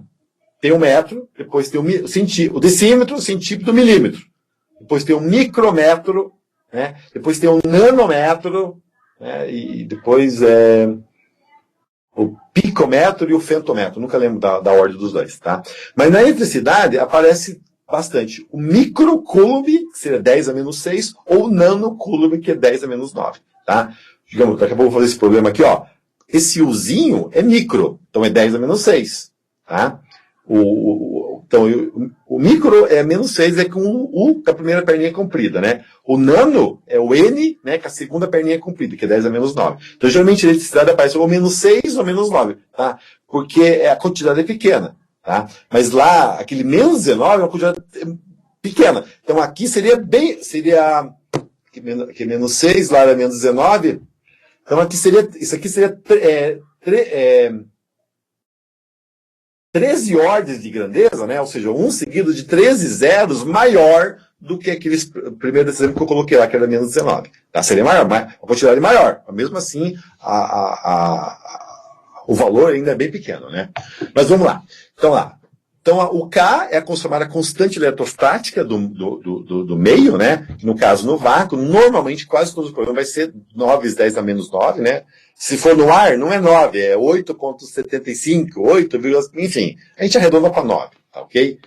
O que vai contar realmente é esse 10 a menos 9. Então, esse 9 pode mudar, como eu falei, 8,3, 8,7, 5, mas basicamente esse 10 menos 9 não muda, tá? Que aqui é a ordem de grandeza, tá? Tipo, vamos supor, seria 1 bilhão de vezes menor, é isso que importa. Então, lá, ser 2 bilhões de vezes menor ou 2,5 bilhões de vezes menor, não importa. Portanto, que está na ordem do bilhão. É isso que a gente fala com ordem de grandeza, tá? Aqui, isso aqui não estava... Essa setinha era para estar bem em cima do F aqui, mas acho que houve uma conversão aqui porque eu faço os slides no PowerPoint e na hora que eles carregam aqui na plataforma. Daí existe uma diferença de linguagens, podemos assim, linguagem de programação, digamos, algo parecido, né? Que ele não entende bem isso aqui. Era para estar porque aqui ficou certinho porque é uma imagem não deforma. Isso aqui é feito naquele Microsoft Equation lá do PowerPoint ou do Word, né? Por isso que ele se perdeu aqui. Mas enfim, então F é uma força, né? Se a força é vetorial, o K é a constante do vácuo ou do meio, normalmente, como falei, para nós aqui vai ser 9 vezes 10 menos 9, tá? Ensino médio também vai ser 9 vezes 10, não vai mexer. O Q1 seria a carga do corpo 1, vou ter dois corpos, corpo 1 e corpo 2, né? E a distância entre eles, ó. Tem o corpo 1 e o corpo 2, né? Qual a carga? Sei lá, 10 coulomb, aqui menos 5 coulomb, tá? Ou seja, não importa, tá? Tem um valor de carga elétrica. E a distância entre eles vai ser esse D, tá? Então aqui tem que estar em coulomb e a distância tem que estar em metro, tá? Ou, na realidade vai ficar, 4, lembrando que está ao quadrado, se fosse 2 metros, é 2 elevado ao quadrado, 4 no caso, né? Enfim, mas a distância não vai ser 2, né? Vai ser lá 0,1 metros, ou 10 centímetros, ou sei lá quanto. Beleza? Então tá, aqui vai acontecer. Então aqui novamente, né, o desenho esquemático, né, do átomo, né? Então vamos lá, você tem dois prótons, né? Então vai ter uma força de repulsão, tá? Então, por quê? É a terceira lei de Newton, né? Então, o valor do F aqui seria o mesmo, né? Vamos lá. O que é a terceira lei de Newton? As forças aparecem aos pares, né? Na mesma direção, sentidos contrários, com o mesmo valor, mesma intensidade, do mesmo modo, o mesmo valor da força. Tá? Isso aqui é 10 newtons, digamos, né? Aqui seria 10 newtons. O menos por quê? Porque se uma ponta para um lado e outra ponta para o outro, tem que ter alguma coisa que difere elas, né? Mais 10 e menos 10, ou enfim. Como se fosse velocidade, né? Velocidade positiva e velocidade negativa. Tá? Então, entre os elétrons também, né, teria uma força de repulsão, né? E entre um próton e o elétron teria uma força de atração. Ok? Isso aqui é a lei de Coulomb, né? Ou lei da força elétrica, ou força elétrica. Tá? Enfim, tem que saber identificar os dois. Beleza? Então, lá. Isso aqui eu coloquei um problema complicado, porque se eu colocasse um problema trivial, ficaria trivial demais, né? Tá? Vamos imaginar aqui, né? Se eu fosse fazer esse problema de uma maneira trivial, eu acho que na lista de exercícios, inclusive, tem, tá? Vamos pegar só os vermelhinhos aqui, ó. Esse e esse, tá? Então, lá. Então, aqui seria o K, 9 vezes 10 a nona. O Q1 seria o vermelhinho de baixo, digamos assim. O Q2, o vermelhinho de cima, tá? E o D, a distância entre eles. Só. Quando você calcular, você ia calcular a força entre eles, tá? Se um fosse positivo, se bem que aqui os dois eram positivos, né? Então você vai calcular um valor de força, né? Vai dar um valor lá, sei lá, 10 newtons, tá? Como os dois é positivo, você vai ter que interpretar isso, que é uma força de repulsão. Ok? Se eu pegasse esse aqui e esse aqui, você vai fazer os cálculos, mesma coisa, né? Seria uma força de atração. Tá? Como é que eu sei que é repulsão ou atração? Tá? Se ambos for positivo ou ambos for negativo, é repulsão. Se um é positivo e um negativo, vai ser de atração. Tá? Lá, quando você for fazer as contas, digamos lá, vai dar uns... Vamos esquecer esse micro aqui, para facilitar. Vamos imaginar que fosse só 2 coulomb. E que fosse menos 4, né? Então seria 2 vezes menos 4 dá menos 8. Tá? Ó, lembra? 2 mais 2 e menos 4. Vamos lá. Então seria aqui mais 2 e menos 4, daria menos 8. Menos 8 vezes 9 dá 72. 72, 10 é menos 9. Daí você dividir pela distância. Tá? Daí a resposta é dar negativo. Tá? Só que na realidade essa equação aqui é para calcular o módulo da força. Se é positivo ou negativo não vem tanto ao caso, tá? Que você vai ter que interpretar. Tá? Até pode ser negativo, você pode interpretar como sendo uma força de atração. Mas por que não dá para fazer isso? Porque tem hora que vai ter 3 cargas, como eu vou mostrar exatamente no próximo exemplo. Tá? Daí esse positivo e negativo lá não vai fazer muita diferença. Tá? Porque é uma análise vetorial. Lembra dos vetores lá? Vocês já tiveram lá, CVGA, ou não sei como é que chama essa disciplina agora, né? Mas enfim, é cálculo vetorial. Então tem probleminha na lista que é a força entre duas cargas, né? Daí eu não lembro lá se perguntava se era uma força de atração ou repulsão, mas como ele vai saber novamente? Se um é positivo e um negativo, é atração. Se ambos for positivo, a carga, né? Se ambas as cargas forem positivas ou ambas as cargas negativas, é repulsão em ponto final. Beleza? Esse problema aqui, tá, vamos lá. 3 cargas pontiformes, ó, menos 2, fala micro, né? Ou eu podia escrever 2 vezes 10 a menos 6, ou falar micro, né? Você não vai falar lá, ó, lá o Rangel não vai pedir um resistor lá, ou um fio lá, alguma coisa, 2 vezes 10 a menos 6 ampere, né? Ou 2, 10 a menos 3 ampere, né? Ou microampere. Você vai falar miliampere, né? Ou microampere, você não vai falar menos 3 ou menos 6. Tá? É o jargão, como fala, como pronuncia. Então, 2 microcoulomb, 7 microcoulomb e menos 4 microcoulomb. Tá? Micro menos 10 a menos 6. 3 cargas pontiformes de 2 microcoulomb, 7 microcoulomb, menos 4 microcoulomb, estão colocados nos vértices de um triângulo equilátero. Tá? De meio metro de lado. Conforme mostra a figura 1.2 ao lado. Calcular a força resultante sobre a carga de 7 microcoulomb. Ele quer saber qual vai ser o resultado da interação dessas 3 forças nesse ponto. Aqui que ele quer saber. Tá bom? Vamos pensar. Essa aqui com essa aqui vai ter uma força de repulsão, não vai? Então essa vai empurrar aquela e essa. A carga de 2 vai empurrar de 7 para cima, a repulsão, e a de 7 vai empurrar de 2 para baixo. Né? Só que eu não quero saber nesse ponto, eu quero saber lá, que o problema está me pedindo lá. Aqui. A carga de 7 e a carga de menos 4. Aqui vai ter uma força de atração. Então essa carga, essa força vai ser atraída pela menos 4 e a menos 4 vai ser atraída pela menos 7. Ok? Daí interpretação, por favor, daí é com vocês, tá? Quanto vale essa distância aqui? Né? É 0,5, é equilátero. Quanto vale esse ângulo? 60 graus, é equilátero. Tá? É isso que ele fala, que as pessoas falam, física é difícil. Mas se você não sabe matemática básica, que não é o caso de vocês, todo mundo sabe matemática básica aí, lógica, né? Tá? Daí não vai fazer mesmo, porque é interpretação, você tem que usar a matemática. Matemática é a linguagem da física, ponto final. Vamos lá. Aqui, se eu não estou enganado, eu estava olhando esse negócio à tarde aqui, eu deixei, né, porque já estava pronto, mas isso aqui eu acho que eu achei da internet, tá? E essa resolução, só que a maneira que foi resolvido aqui tá meio chato, tá? Inclusive aqui, ó, aqui é o Q2 e o Q1, né? Ou melhor, o Q2 e o Q7, no caso aqui, ó. Enfim, em vez de ele colocar aquele K lá, 4 vezes 10 a menos 9 vezes 10 a menos 9, né? Ele colocou 1 sobre 4π ε0. Esse ε0 é a permissividade elétrica do ar, do vácuo, no caso, né? Resumindo, se resolver isso aqui, dá 9 vezes 10 a menos 9. Ok? Tá? Mas não se preocupe com isso aqui, eu nem vou explicar isso aqui, e aqui é mais chato, tá bom? Eu fiz uma outra resolução que fica mais fácil. Vamos lá, tá aqui.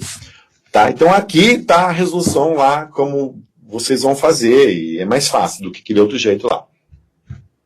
Então vamos lá. Então o que eu tenho que fazer? Vamos lá, novamente, ó. Então essa carga positiva vai ter uma força de repulsão, ó. Por isso que está essa setinha para cima. Esse 2,7 e esse 4,7, em vez de eu falar carga A, B e C, eu falei carga 2, carga 7 e carga 4. Então eu representei ela dessa maneira. Tá? Força 2,7 é a força entre a carga 2 e a carga 7. Beleza? Como a repulsão, a setinha está para cima.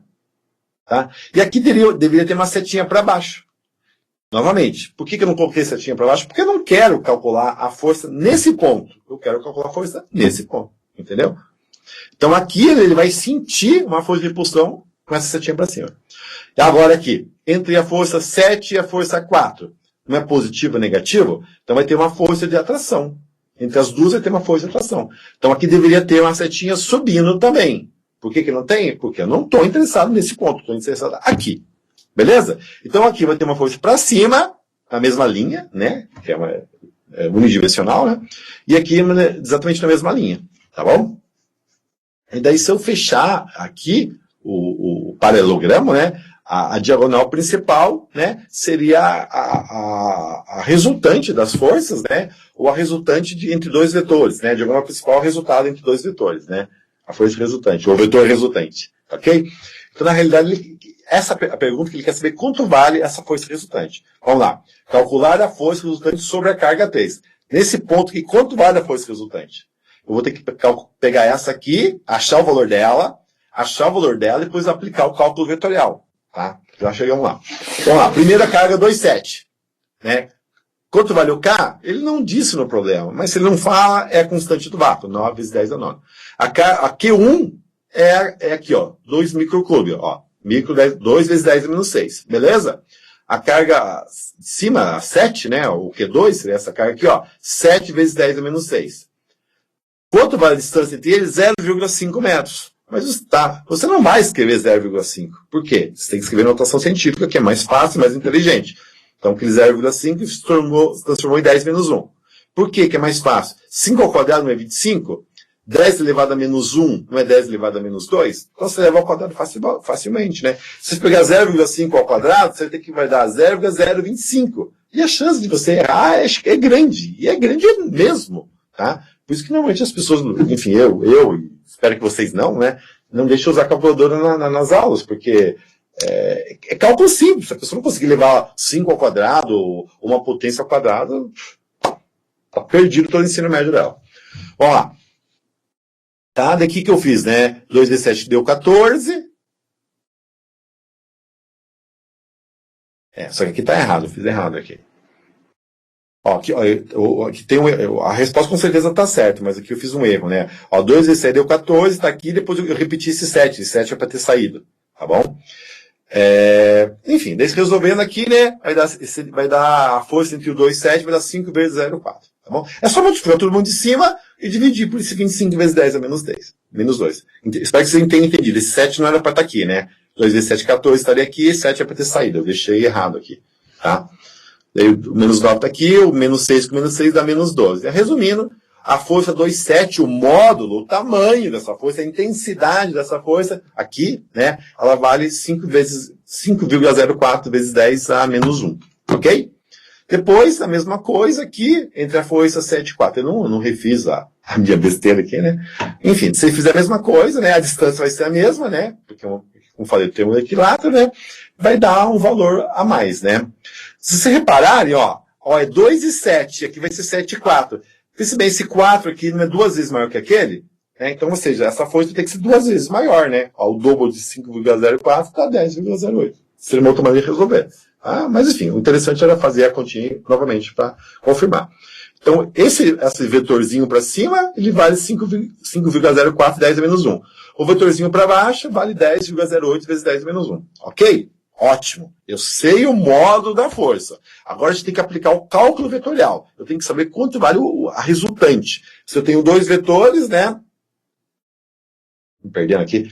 Certo? Então, tenho dois vetores. O meu indicador é um vetor e o meu polegar é outro, né? Então, a resultante vai estar no meio entre eles.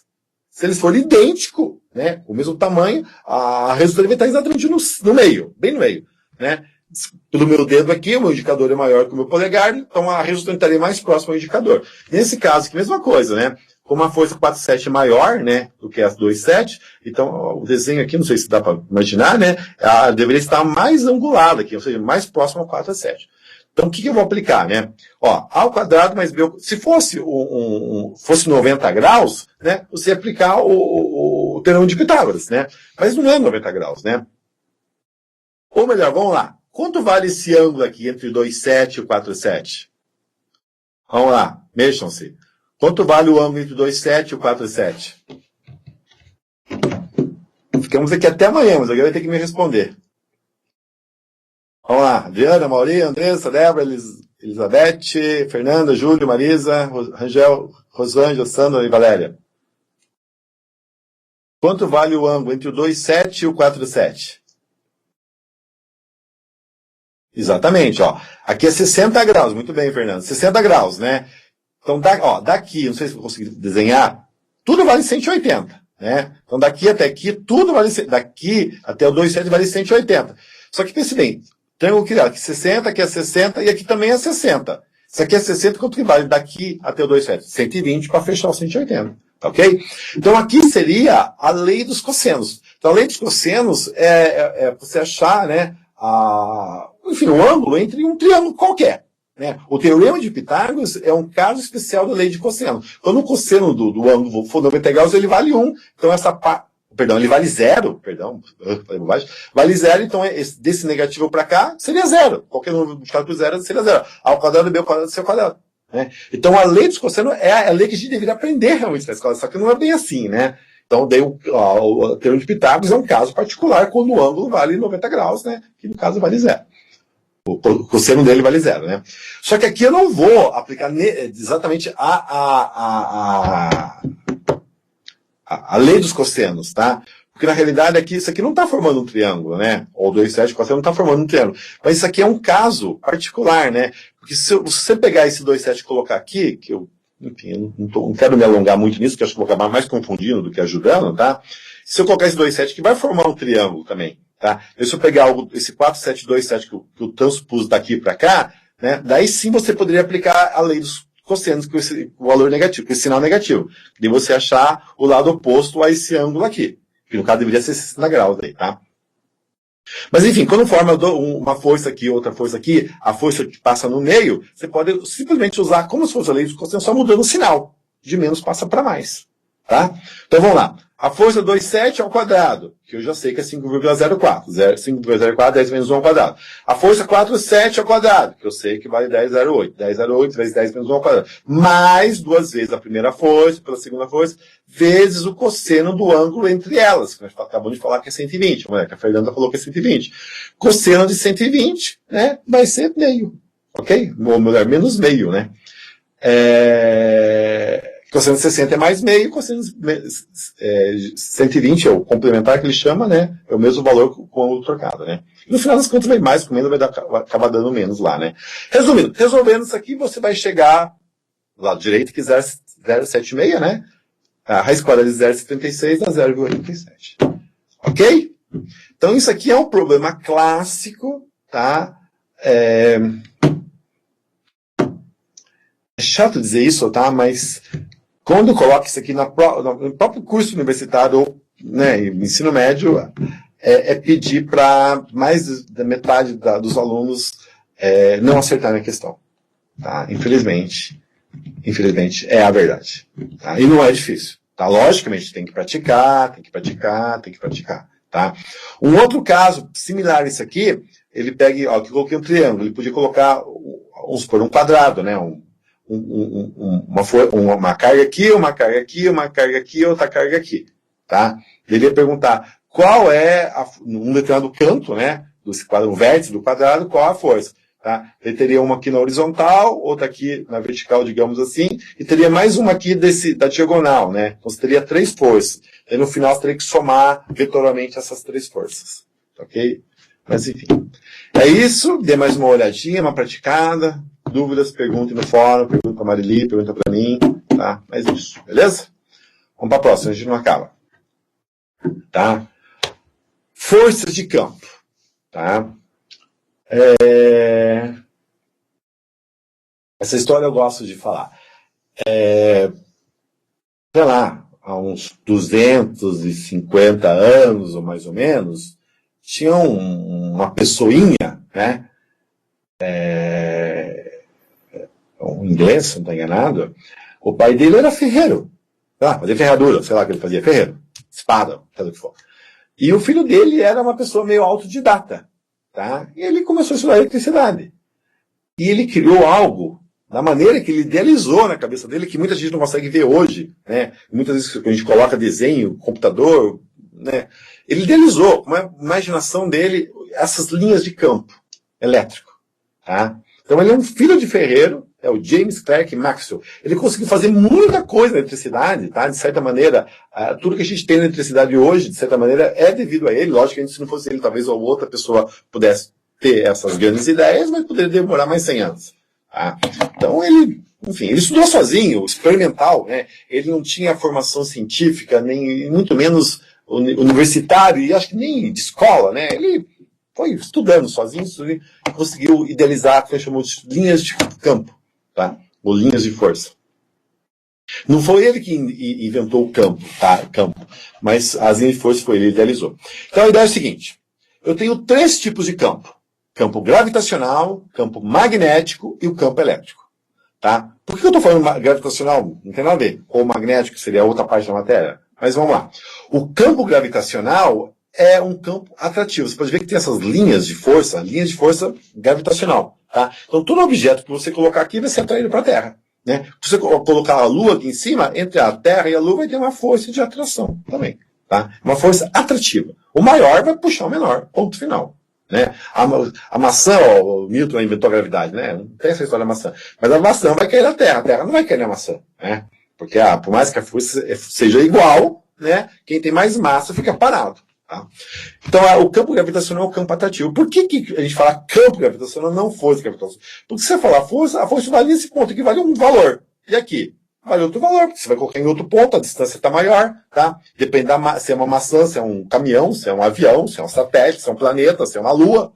Então, cada ponto vai ter um valor de força. Só que vai depender da massa do objeto e da distância. Só que quando a gente fala em campo gravitacional, é uma maneira de você saber a influência que ele vai ter ao redor. E você saber o valor do campo gravitacional, né? Você sabe que você colocar uma força X lá, vai ter um valor X de força. Perdão, falando bobagem. Se colocar um corpo X lá, né, de massa X, você vai saber que vai ter uma força X lá. Né? Só você calcular a distância, a massa, etc. Então, campo é algo maior do que força. Tá? Da mesma maneira que tem campo magnético. Acho que foi aqui que eu fiz aquela besteira de pegar uma imagem da internet que estava ao contrário, né? Então, vou lá. O Polo Norte, e o Polo Sul. Tá? Só que o Polo Norte ele fala que é o Sul magnético. Né? E o Polo Sul geográfico é o Norte magnético. A gente vai falar isso depois, novamente, né? Mas qual a diferença? Aqui é só atrativo. Aqui pode ser atrativo repulsivo. Que eu falei no início da web lá, que se colocar os ímãs com o mesmo polo, norte-norte, vai se repelir, ou sul-sul vai se repelir, para ter uma força de atração, aquela cola que a gente chama, entre aspas, né? Tem que ser norte com sul, ou sul com norte, tanto faz, né? Então vamos lá. Por que tem isso aqui, né? Eu coloquei um outro slide. Porque tem como se fosse um imenso ímã no meio da Terra. Tá? Então ele cria essas linhas de campo magnético. E é devido a esse campo magnético da Terra, que tem a bússola funciona, aponta para o norte, tá? E é devido a esse campo magnético, que tem aquela aurora boreal e austral que eu falei para vocês, né? Que acontece? É radiação que vem do céu, né? E de certa maneira ela desliza por isso aqui, que ela converge aqui no norte e no sul, onde as acabam, digamos, se encontrando, né? Cada uma, digamos, fosse um grande escorregador, né? Cada carguinha carregada que vem que o Sol emana, energia magnética, eletromagnética, vão se encontrar aqui e ela começa a brilhar, tá bom? E é graças a isso aqui é como se fosse um imenso escudo, um guarda-chuva, né? Que protege a gente da radiação, tá? Fora o calor, né? Mas nem tanto o calor, se não fosse isso aqui, a nossa pele deveria ser muito mais grossa. Tipo de dinossauro lá, sei lá o quê, uma carapaça de tatu lá. Porque senão a radiação ia acabar com o nosso corpo, né? A gente ia morrer a primeira vida na Terra não iria ocorrer, né? Mas vamos supor que desligasse esse campo magnético aqui, sei lá, em questão de dias, né? A gente estaria com câncer avançado, assim, tá? Que seria muita radiação. Então é graças a esse campo magnético aqui que boa parte da radiação do solar é filtrada. E mesmo assim, a gente sabe que em determinadas horas do dia, se tomar muito sol, você ainda pode pegar câncer de pele devido à radiação ultravioleta, né, que vem do sol. Então, se não fosse isso aqui, Deus livre, a gente ia morrer rapidinho. Tá? Mas, enfim. Então, as linhas de campo, elas saem iniciam no norte e terminam no sul. No caso aqui, no magnético, elas só iniciam em algum lugar, né, e termina no objeto. Por que tem campo gravitacional? Por que tem campo gravitacional? É a massa, é uma propriedade da massa. A massa, ela gera em torno dela, né, ondas gravitacionais que conseguiram ser, não sei se é a palavra certa, provadas ou identificadas, né, há uns 2 anos atrás, 3 anos atrás, teve um trabalho científico que repercutiu no mundo inteiro, né, eles conseguiram identificar as ondas gravitacionais, uma coisa assim, tá? Então, daqui a alguns 100 anos, né, a nossa maneira de ver o universo vai ser diferente. Né? Em vez de radiotelescópio, que é radiação, né, a gente vai ser telescópio de gravitons, alguma coisa assim, enfim, vai ser através das ondas gravitacionais. Tá? E daqui uns 1000 anos a gente vai conseguir criar um aparelhinho que vai conseguir fazer a gente flutuar, né? Digamos, entre aspas, desligar a gravidade. Daqui 1000 anos, esperem lá. Continuando, tá? Por que coloquei aquilo lá? Para saber que existe o campo gravitacional, o campo magnético. E temos o campo elétrico, tá? Aqui só atrativo, aqui pode ser atrativo ou repulsivo, e o campo elétrico pode ser atrativo ou repulsivo. Então, uma carga positiva vai sair linhas de campo, né? No sentido de saindo, né? A carga positiva vai sair linhas de campo saindo, e uma carga negativa, as linhas de campo vão estar entrando, tá? Então, as linhas de campo saem ou elas entram, tá? No gravitacional só entram. No magnético pode ser entrar ou sair. Só que a diferença do magnético, elas iniciam e terminam no mesmo corpo, ou no mesmo ímã. Sempre vai ser assim. Aqui não. Aqui ela, digamos, inicia numa carga positiva e termina numa carga negativa. Tem que ter dois corpos. Ok? Aqui também existe uma procura para conseguir chamado monopolo magnético. Tá? Mas, enfim, sempre é bipolo, sempre vai ter os dois polos. Tá? Aqui assim tá meio confuso, né? Eu acho que uma das tarefas, que eu não sei se é para fazer linhas de campo elétrico ou linhas de campo magnético, mas é mais ou menos isso aqui que eu estou pedindo para fazer na tarefa lá, tá? Aqui são propriedades das linhas de campo. Então, ó, lembra? Então, ela sai da carga positiva e termina a carga negativa. Aqui a mesma coisa, pode ir, ó, tá o círculozinho, que ela sai na carga positiva e aqui elas entram na carga negativa. Então ela vai sair, vai percorrer uma distância até que termine na carga negativa. Então aqui eu não coloquei, né? Mas elas estão terminando aqui, elas estão iniciando em algum lugar. Aqui ou em qualquer outro lugar, não importa onde. Tá? Como eu coloquei só duas aqui, então, iniciando a carga positiva e termina. Só que elas têm umas propriedades, não sei se vocês vão conseguir imaginar aí, mas elas não se cruzam. Pode ver que estão, digamos, espaçadas. Quantas linhas tem? Infinitas linhas. Pode ver? De forma alguma. São idealizações daquele carinha lá, o James Max, o James Clerk. Agora eu confundi o nome das pessoas. Eu falei outro nome lá que não era Maxwell, Nossa, eu falei errado, pessoal, me perdoe, tá? O filho do ferreiro não é Maxwell, não. É Faraday.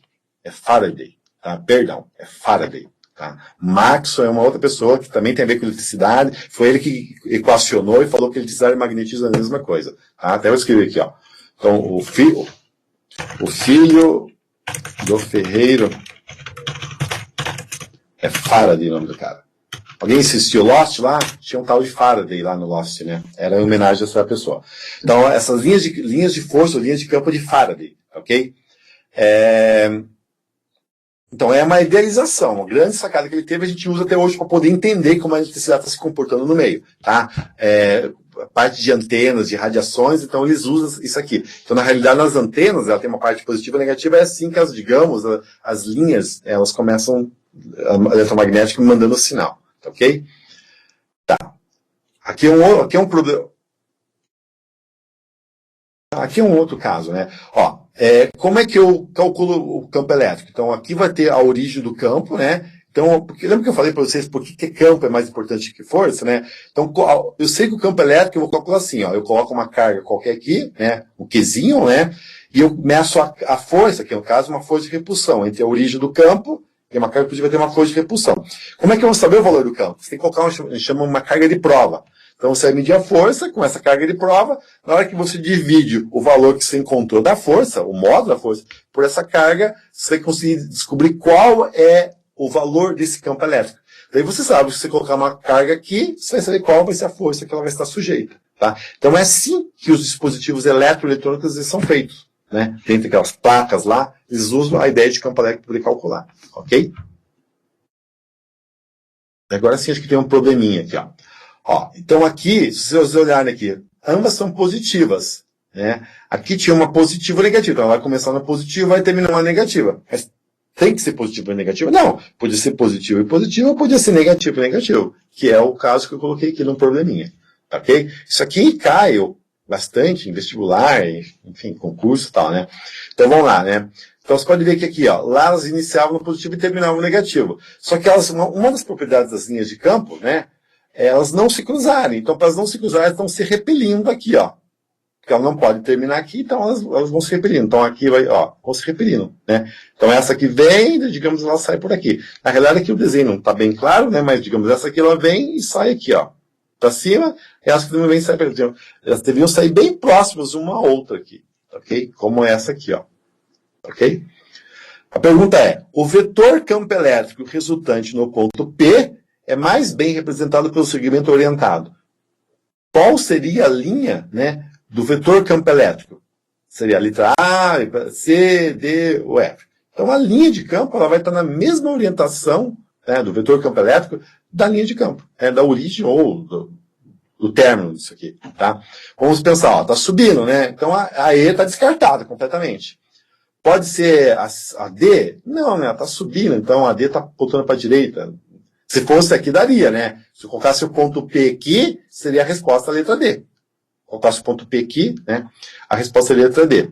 Aqui já não daria, né? Porque teria que estar apontado para o lado contrário. Né? Se eu colocasse um ponto P exatamente nesse ponto aqui, a resposta também poderia ser a letra D. Pode ser a letra C? Não. A letra C poderia ser aqui, talvez. Ou talvez aqui. Tá? Pode ser a letra B? Bem provável. A letra A, não. Né? Você pode ver que ele está vindo um pouquinho para a esquerda. Então, a melhor resposta seria a letra B. Mas, na realidade, é o seguinte, tá? É vetor campo elétrico. Não sei se lembram. Pode ver que aqui as linhas vão dando umas entortadas. Elas dão umas entortadas para elas não se cruzarem. Como eu falei, são infinitas linhas. Mas, o vetor campo elétrico é uma linha, é um vetor. O vetor sempre é uma semi-reta, um pedacinho de reta, ou uma reta que seja, né? Certo? É uma semi-reta. E ela sempre vai estar tangenciando a linha de campo. Tá? Então, a melhor que fica... O que é tangenciando? Você tem um círculo, né? Aquela reta que passa na beiradinha do círculo. Tá? Aquela que é uma reta tangente. Então, o vetor isso vai estar tangenciando a linha de campo. Então, como ele está, digamos, arqueando para a esquerda aqui, né? Então, digamos, o círculo estaria formando para cá, né? Assim. Então, a tangente estaria aqui. Então, a melhor resposta seria a letra B. Então, isso aqui é mais uma curiosidade. Tá? Muitas vezes isso aqui tem concurso, tem um monte de desenho lá e sempre pega a moçada, porque dependendo da maneira que é colocada a pergunta, né? Enfim, fica fácil de enrolar a pessoa. Ok? Um outro probleminha aqui. Observe o desenho das linhas de força do campo eletrostático, gerado pelas pequenas esferas carregadas, vermelhinhas lá, né? Carregadas com cargas QA e QB. Deixa eu dar uma respirada aqui, pessoal. Então, alguém tem uma pergunta aí, né? Que começou, acho que as coisas vêm enrolar um pouquinho agora, né? Mas faz parte. Se tiver uma pergunta, manifestem. Depois a gente volta nos desenhos anteriores lá. Então, vamos lá. Qual é o... agora é uma pegadinha, mas pegadinha boba, né? Se a pessoa não prestar atenção. Qual é o sinal do produto QA e QB? Ele não quer estar perguntando do valor do cálculo. O sinal. Tá? Vamos lá. Que sinal tem que estar aqui no QA? E qual sinal tem que estar aqui no QB? É o desenho que eu já mostrei no início lá. Qual o desenho que tem o sinal que tem que estar aqui? À esquerda. Positivo, né? Se alguém pensou, não escreveu, porque está saindo, né? Então, as linhas de campo elétrico elas vão sempre iniciar na carga positiva. E vão terminar na carga negativa. Ok? Diferente do campo magnético, que a gente vai falar depois lá. Eles iniciam no polo sul, né? E terminam... Não. Eles iniciam no polo norte magnético e terminam no sul. Só que é o mesmo objeto, né? É como se aqui o meu controle aqui da TV, a parte de baixo fosse o polo norte e em cima o polo sul. Então ele vai iniciar aqui, vai dar uma volta e vai terminar aqui no sul magnético. Inicia no norte magnético e termina no sul magnético. Aqui é diferente, ele inicia num corpo e termina no outro. Inicia numa carga positiva e termina numa carga negativa. Qual o sinal do produto? Menos, né? Negativo, né? Mais e menos, o sinal do produto está lá, mais 10. E aqui menos 5. Né? A resposta vai dar menos 50. Mas não quer saber o número, o sinal. Pegadinha. Em que ponto? C, D, ou D, né? O vetor campo elétrico resultante é mais intenso. Tá? Aqui eu não falei para vocês, tá? Mas é o seguinte. Lembra que eu falei lá da aurora boreal e austral lá? Vamos imaginar que elas por que elas brilham nos polos? Porque aqui elas se encontram, elas estão mais as linhas de campo estão mais intensas, onde elas se encontram. Tá? Então é algo parecido com isso aqui. Em que ponto C ou D, o vetor campo elétrico resultante é mais intenso? No ponto C, porque elas estão mais próximas. Então, a gente fala assim, a resposta correta é onde a densidade de linhas de campo é maior. Ou seja, onde tem mais linhas de campo, mais próximas, né? Ou a densidade é mais próxima. Então, se tivesse um ponto, sei lá, X aqui, onde está o pontinho vermelho, seria mais intenso aqui, tá? E pela lógica, seria menos intenso exatamente aqui, ó. Nesses pontos aqui, porque eles estão mais espaçados. Ok? Se eu pegasse um ponto exatamente aqui, né, e outro ponto exatamente simétrico aqui, onde estaria mais intenso? Igual. Né? Só que um seria um sentido aqui atrativo e aqui seria, digamos, um sentido repulsivo. Essa seria a diferença. E dependendo da maneira que fosse formulada a questão, ainda poderia ser anulada. Né? Se a pessoa que tivesse feito a prova não tivesse tomado cuidado. Tá? Isso aqui, então, aqui você pode ver que vira uma bagunça dessas linhas de campo. Então, na prática, a resolver isso aqui, calcular o campo elétrico resultante num determinado ponto aqui é bem complicado. Você tem que você tem que criar uma figura aqui, uma superfície chamada superfície gaussiana, tá? Uma esférica, enfim, uma superfície lá, e usar um método de integração por área, ou no caso por volume, né? Para você calcular a quantidade de linhas de campo que atravessa a superfície, que é a lei de Gauss, para você calcular o valor do campo elétrico. Ok? Aqui já seria outro valor, tá? Porque vira uma bagunça. Você não consegue definir, certo? Porque a gente chama de efeito de bordas. Tá? Aqui já não. Aqui o campo elétrico é uniforme. Então, nessa região central, aqui ou aqui não tem um ponto onde o campo elétrico é maior. Porque a densidade de linhas, pode ver que estão iguais aqui. Tá? E esse ponto aqui, resumindo, ó, se eu sair daqui e vou subindo, sempre o campo elétrico vai ser o mesmo valor. Então tem muitos problemas para calcular campo elétrico, ele usa o campo elétrico uniforme, porque senão você precisa de integração, e não é nada trivial, tá?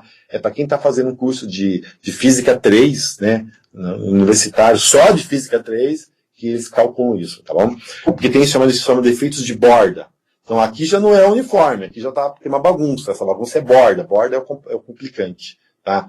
Na física a gente chama efeitos de superfície ou de borda, que começa a complicar, tá bom? Então nessa região é o campo elétrico uniforme. Então esses capacitores, enfim, quando você abre um rádio, enfim, um equipamento elétrico, né? Então normalmente eles conseguem definir, eles calculam o campo elétrico no centro. Aqui já começa a complicar, então eles não se preocupam com isso, tá? Então, geralmente isso é um tipo chamado capacitor, que é exatamente isso aqui. Se você abrir um equipamento elétrico, é umas bobinas maiorzinhas, coloridas, assim. Tá? Antigamente lá era óleo, estourava lá. Por exemplo, você pegar uma fonte de computador, né, ligar na voltagem errada, o que vai estourar, o que vai explodir, né, digamos, é o capacitor. Tá? Que foi projetado com uma outra tensão, ele explode. Algumas vezes, é só trocar isso. Você vai lá, troca esse dispositivo, mas só que não é tão simples a gente trocar, né? Quem conhece sabe, né? Quem trabalha com eu, que, digamos, entre aspas, na área, não tem habilidade para fazer isso, né? Mas a peça em si deve ser coisa lá de, sei lá, 5 reais, 10 reais, 15 no máximo. Né? O trabalho é soldar lá. Aí vem identificar qual estragou, né? E trocar. Só que geralmente você acaba, a pessoa não conserta, te vende uma fonte de computador não. Vamos lá. Ó, você viu tudo isso para dar a parte inicial, que seria da eletrostática. Agora sim a gente vem a eletrodinâmica, agora sim que vem a parte prática, usual, que a gente tira os benefícios da eletricidade. Até então, é as origens, como elas acontecem, tá? Vamos lá. Então, se você tiver um fio, né, metálico, né, a gente sabe, né, por que é metálico? São os bons condutores de eletricidade. Regra praticamente geral. Ó, portadores de carga. Um bom condutor de eletricidade é um bom condutor de calor também. Então, por isso que a gente não usa para fazer a polenta lá, a gente não fica mexendo a polenta ou o doce, sei lá, com uma colher de ferro, né, metal, né? Porque você vai queimar a mão, vai esquentar muito a mão. Você usa uma colher de madeira que não é um condutor de calor, né? Mesma coisa, se você pegar a colher de madeira e enfiar na tomada, não acontece nada. Se pegar a colher de metal e enfiar na tomada, você vai tomar um choque, né? Vamos lá. Por que então existe, por que um bom condutor de eletricidade ou de calor? Porque ele tem o que nós chamamos de elétrons livres. Então, se você voltar lá atrás, no átomo lá, então o núcleo, né, os nêutrons e os prótons, e ao redor tem na eletrosfera tem os elétrons. Só que nos metais, né, eu não vou lembrar agora, eu não não é na minha, não fico falando de tabela periódica todo dia, né? Nunca falo, na realidade, né? Mas, enfim, nos metais, as últimas camadas, lembra? K, L, M, N, O, P, Q, enfim. As últimas camadas dos metais, geralmente eles têm 2 elétrons só. Ou algumas vezes tem 1 elétron. Tá? Então a última camada ela não está preenchida totalmente. Se eu não me engano, a regra é quando tem 16 elétrons lá, ela está preenchida, né? Então, quando tem 2 ou menos de 8, lá não está preenchida. Então, o fato de não estar preenchida e esse elétron está mais longe do núcleo, então, digamos assim, que esse elétron fica frouxamente, uma palavra boa, né? Mas dá para entender, ligado ao núcleo. Então, a interação que ele tem com o núcleo é menor, porque ele está longe. Né? Igual se pegar lá o satélite. O satélite está tão longe da Terra que a Terra mal puxa o satélite. Ela consegue puxar para o sentido de não deixar ele embora, mas não puxa no sentido de ele cair. Está tão longe da Terra. Então, aquele elétron está tão longe do núcleo que a influência do núcleo a ele é menor.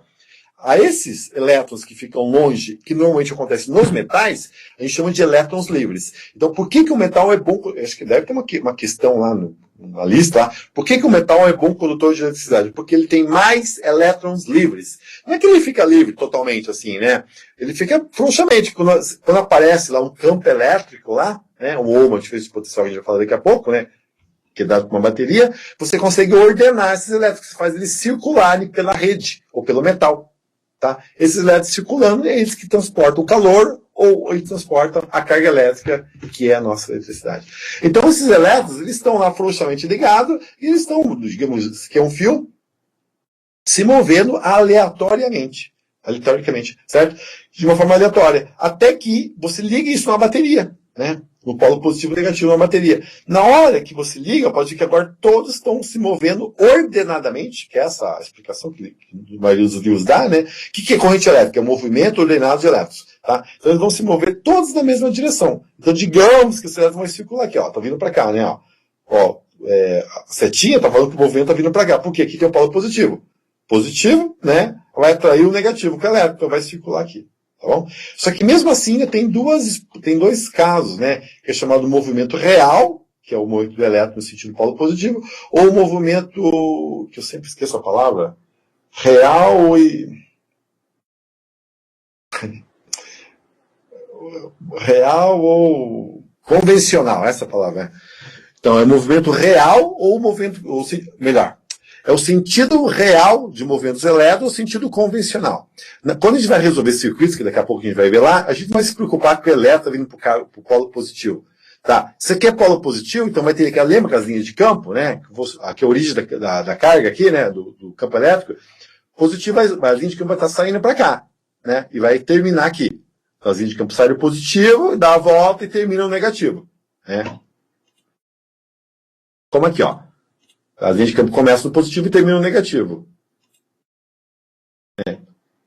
A linha de campo começa no positivo e termina no negativo. Tá? Então isso é chamado de sentido convencional. Tá?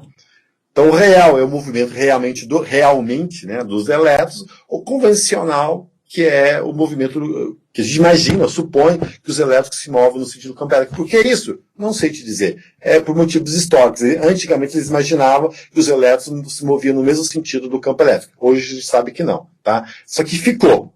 E na prática, como eu falei para você, tanto faz se o raio sobe ou o raio desce. Ou você vai se queimar do mesmo jeito. Tanto faz se tem a lâmpada aqui. A lâmpada da minha cabeça. Tanto faz a eletricidade vem num sentido ou vem no outro, a minha cabeça, a lâmpada vai acender do mesmo jeito.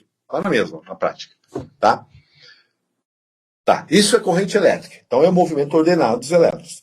Tá? Como é que eu calculo a quantidade de corrente elétrica? Então aqui é o fio. Eu vou imaginar que o corte aqui, ó, é seção reta de um fio. Se você pegar o fio, né, imagina que você pega lá um fio, corta, pega um lápis, sei lá, corta. Então aquela área circular, né, que seria como se fosse essa figura aqui, tá? Na hora que você corta, a quantidade de elétrons que passa por ali, ou carga elétrica, na realidade, né? Na realidade, tem hora que eu falo elétron, eu falo carga elétrica. Na realidade é elétrons, né? Só que um elétron não faz nada, né? Uma gota de chuva não molha ninguém, certo? É o punhado de gotas, né? Que é a chuva. Então, o punhado de elétrons é a corrente elétrica, né? É a quantidade de carga. Então, com essa quantidade de carga enorme que devido aos elétrons, né? Passa por essa seção transversal aqui, e você dividir por unidade de tempo, isso nós chamamos de corrente elétrica. E a unidade disso é ampere. Então, o que é ampere? Carga é coulomb. Né? Tempo, no sistema internacional, é segundo. carga por segundo é ampere. Tá bom? Quando eu falo disso, eu sempre dou um exemplo. No interruptor da lâmpada de vocês, você liga e desliga a lâmpada, beleza? Tá. Só que tem alguém já entrou num barracão, alguém já pegou a chave de um... Alguém já pegou a chave de um salão de festa, de um clube, ou grande, alguma coisa assim, e daí muitas vezes não tem interruptor, tem um disjuntor, aquela chavinha preta, que vocês com certeza devem ter em casa também, né? Que liga o chuveiro, essa do quarto, essa do chuveiro, geralmente o chuveiro é separado, né? Enfim. Então aquilo lá, aquela chave, é chamado disjuntor. Tem um número lá, 20, 30, 40. Normalmente na nossa casa é 20, 25. Dificilmente chega a 40. Tá? 40 quando você tem muita iluminação, né? Então, num grande salão de festa, que vai estar ligado a um freezer lá, vai ter um de 40 lá.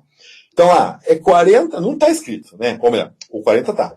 Mas é 40 ampere. É ou 20 ampere, ou é 10 ampere. No chuveiro vai ser mais, não vou lembrar de cabeça, mas se não me engano, no chuveiro é 25 ou 30, tá?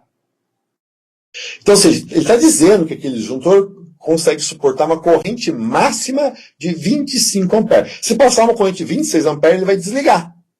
Antigamente não tinha disjuntor. Alguém já viu um filme antigo lá, queimou o fusível. A pessoa descia lá no filme americano, lá, descia lá no porão lá, e pegou fogo lá o fusível, né? Queimou o fusível. O cara tinha que trocar o fusível, né? Para poder passar corrente elétrica para casa da pessoa normalmente. Por que pegava fogo? Porque antes era uma bobina, né, tinha duas partes metálicas dourada, e era um papel realmente, e tinha óleo, alguma coisa assim. Então, se você passasse uma corrente muito alta, ela pegava fogo. Por que isso? É um dispositivo de segurança, é um fusível. Né? Antes de pegar fogo, isso aí, parar de passar corrente elétrica na tua casa, do que pegar fogo na tua casa inteira. Se o disjuntor ele desliga, é porque tem algo consumindo muita corrente elétrica. Então o fio está aquecendo demais. Se o fio aquecendo demais e não for colocado no fio correto, esse fio vai derreter, vai acabar pegando fogo. Vai pegar fogo na tua casa, seja onde for. Então o disjuntor é um dispositivo de segurança. É para não deixar passar uma corrente maior do que a sua instalação, do que os fios foram projetados, para não pegar fogo na tua casa. Tá? Alguns aparelhos têm um fusível, né? É como se fosse uma ampolinha de remédio, pequenininha lá. Ela é de vidro e nas duas extremidades é metálica. Isso, alguém observar lá, tem um fiozinho lá. Então lá, só que lá eu não vou lembrar agora, 50 miliampere, enfim, tem um valor lá, é miliampere geralmente, é no máximo 1 ampere, mas dificilmente, tá? É pequenininho. Tá? Então, antes de queimar aquele dispositivo, queimou o fusível, vou ter que gastar, ter que ir lá na loja comprar. Tá, mas esse fusívelzinho é R$1, 50 centavos. Antes de queimar isso, ter um dispositivo lá que custa 1.000, 5, 10 mil reais. Entendeu? É um dispositivo de segurança. Tá? É em ampere. Então, ele suporta uma certa quantidade de corrente elétrica. Passou mais, aquele fusível queima, para não queimar todo o dispositivo diferente na frente. Beleza? Isso. Continuando. Tá? Então aqui é lei de Ohm, tá? Esse URI, alguém já ouviu falar alguma vez na vida, né? Tá, vamos lá. DDP, isso aqui eu coloco isso aqui porque são sinônimos. Diferença de potencial, que DDP, diferença de potencial, voltagem ou tensão. Tensão elétrica, voltagem elétrica ou DDP. DDP a gente basicamente só usa em escola, universidade, trabalho científico. Tá? Normalmente está lá em alta voltagem ou alta tensão. Essa é a palavra usual no nosso cotidiano, nas nossas casas, ok? Mas quer dizer a mesma coisa, tá? Que é medido em volts, a unidade é volts. Então isso aqui, U é essa voltagem, DP, tensão. O R é a resistência elétrica. E o I, né? Acho que eu não falei, né? O I é a corrente elétrica. Tá? Carga por tempo, né? É ampere, que é a corrente elétrica. Tá bom? Então isso aqui é a primeira lei de Ohm. A gente só vai ver essa, na realidade. Então, o que é essa DDP? É o que dá, eu coloquei esse textinho aqui, né? É o que dá ou mantém a energia para os elétrons circulares. Tá? Então, vamos lá. Por que você está tendo esse movimento de ordenado de elétrons? Né? Eles estão circulando. Devido à tensão da bateria, que é 12 volts. Na nossa casa, quanto que é? A gente fala que é 110, né? Mas não é 110. É 127 que oscila em 127 a 125. Acho que não sei se o Rogério já foi embora, tá? Mas enfim, então 220, ele vai fazer esses elétrons se movimentarem com maior velocidade ou maior intensidade. possivelmente a corrente elétrica vai ser maior. Então, um choque de 220 é muito maior que um choque de 110. Tá? Que eu não sei porque é 110, é 127, mas enfim. Tá? Então, é essa tensão que vai fazer os elétrons circularem. Tá? Então, o que vai acontecer? Na hora que você ligar uma pilha numa lâmpada, né, se essa lâmpada foi projetada para pilha, essa pilha que propaganda, né, Rayovac, uma pilha grandinha, ao que parece, né, é 1,5 volts. Né? Daí, na hora que você associa ela em série, uma do lado da outra, a carga fica a mesma, né? Só que ela... Resumindo, ela tem mais carga, dá para usar mais tempo. Dependendo da maneira que você colocar ela em paralelo, daí você soma a tensão delas. Daí, tá? Então, aqui, os elétrons circulando, então, digamos, eles que é o sentido real, né? Do negativo, né, para o positivo. Os elétrons negativos, né? Então, vai sair aqui, vai circular, vai acender a lâmpada e vem em volta. Por que corrente elétrica? Eles associaram isso... Ah, o Rogério está aí.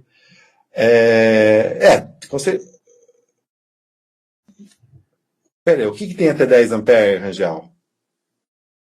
O fusível? Deve ter, mas eu acho que é para instalação industrial daí, tá? Normalmente o que a gente vê para portão, o meu desse dia queimou, eu fui trocar, não lembro quanto que é, mas é pequenininho, é no máximo 1 ampere, eu acho, tá? Mas para nossa casa, geralmente é pouquinho. Por exemplo, a tomada na nossa casa, normalmente, eu acho que é 8 amperes, se eu não estou enganado, tá? E algumas tomadas é 10 amperes. Por exemplo, lá, não sei se alguém...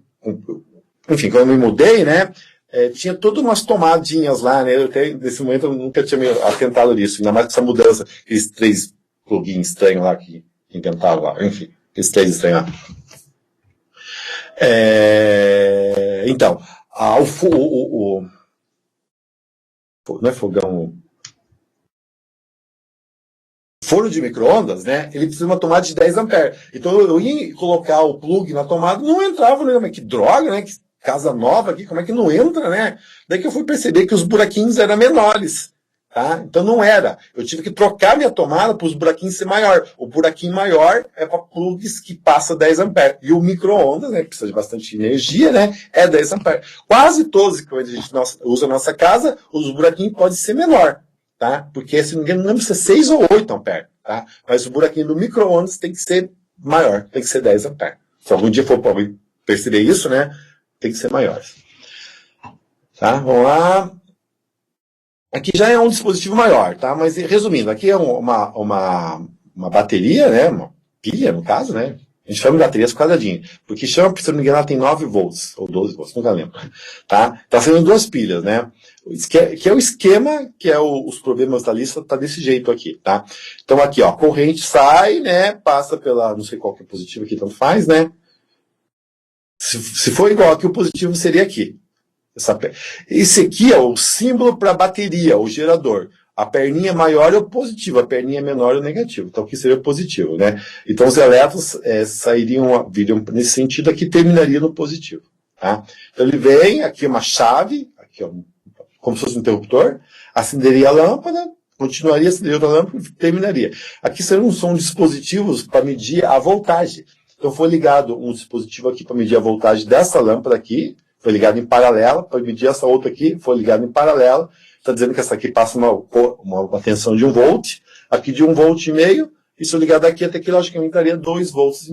Porque em série, né, eu somo as voltagens. Então quando você coloca uma lanterna com 3 pilhas, né, 1,5 volt, 1,5 volt, 1,5 volt, na realidade a lanterna a tensão da lanterna seria 4,5 volts. Tá? Mas normalmente as lanternas, se não me engano, são 2 pilhas grandes, né? Então, mais ou menos, são 3 volts. Então a lâmpada lá é para acender em 3 volts. Tá? Da mesma maneira, a gente compra uma lâmpada para ligar no 110 volts ou não ligar no 220 volts. Se você pegar uma lâmpada que foi projetada no 110 e ligar no 220 volts, vai queimar. Né? Então a mesma coisa, se você colocar uma lâmpadazinha que era para ligar em 3 volts, ligar em 6 volts, colocar 3 pilhas, por exemplo, vai queimar a lâmpada. Tá? Aqui é um mais simples, né? Tá o gerador, que seria aqui, ó, positivo, a perninha maior, negativo, a perninha menor. Aqui seria um resistor, tá? Que uma lâmpada, essa lâmpada normal é um resistor, tá? A lâmpada normal, qualquer lâmpada, ela faz o papel de um resistor. Mas as lâmpadas antigas tem aquela molinha, né? Aquela molinha, por que alguém já perguntou, não sei, deve saber, né? Não sei. a lâmpada antiga, por que ela brilhava, acendia? Porque, né, passava com aquela molinha, esquentava tanto que brilhava. Tá? Aquela molinha é um resistor. O papel do resistor é esquentar. No caso daquela lâmpada, é esquentar tanto que brilha. Né? A chapinha, o aquecedor, o chuveiro, passa a corrente elétrica na resistência, aquece, só que aquece o ar ou aquece a água. Né? No caso da lâmpada, aquece tanto que brilha. Tá? E aqui a chave, assim faz o papel do interruptor, é uma chave qualquer. Tá? Rapidinho, está chegando o nosso término da aula aqui, do horário. Né? Então aqui seriam os resistores. Né? Isso aqui é o símbolo do resistor. Quando a gente vem, vai passar por esse primeiro, segundo, enfim. Aqui seria o símbolo de gerador, né? Lembra que eu falei? A perninha menor é o negativo, perninha maior. Se fosse aquele campo elétrico uniforme lá, uma placa positiva, uma placa negativa. Isso aqui é um dispositivo que ele armazena energia, ele vai armazenando, demora para armazenar, só que na hora de. Mas se você pegar pólvora, você queimar a pólvora, ela faz um barulho. Se você colocar bastante pólvora e amassá-la bastante, comprimir-la bastante, acender, ela explode. E libera toda a energia de uma vez. Então o capacitor é algo, né? Meio parecidão. Então ele carrega, e depois ele descarrega de uma vez só. Alguém já reparou que quando você dá a partida no carro, você gira a chave, pá, bate o motor, né? Se alguém reparou, na hora que você entra num ônibus, né?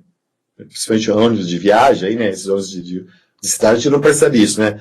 Mas o ônibus de viagem está desligado, o motorista, na hora que ele vira a chave, faz um bi, bi, bi, bi, alguma coisa assim, não sei.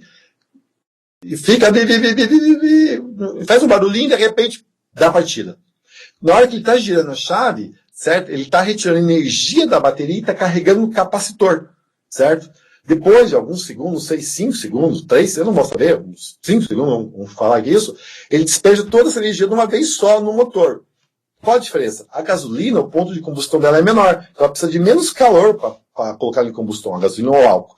Já o diesel não, ele precisa de mais calor, então ele tem que liberar mais energia para dar combustão no diesel. É essa a explicação, tá?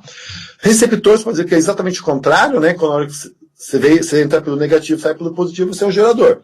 Se entra pelo positivo e sai pelo negativo, é o receptor. O que é isso? Aqui seria uma furadeira, aqui seria aqui poderia ser uma furadeira, um liquidificador, enfim, alguma coisa que usa a corrente elétrica para girar.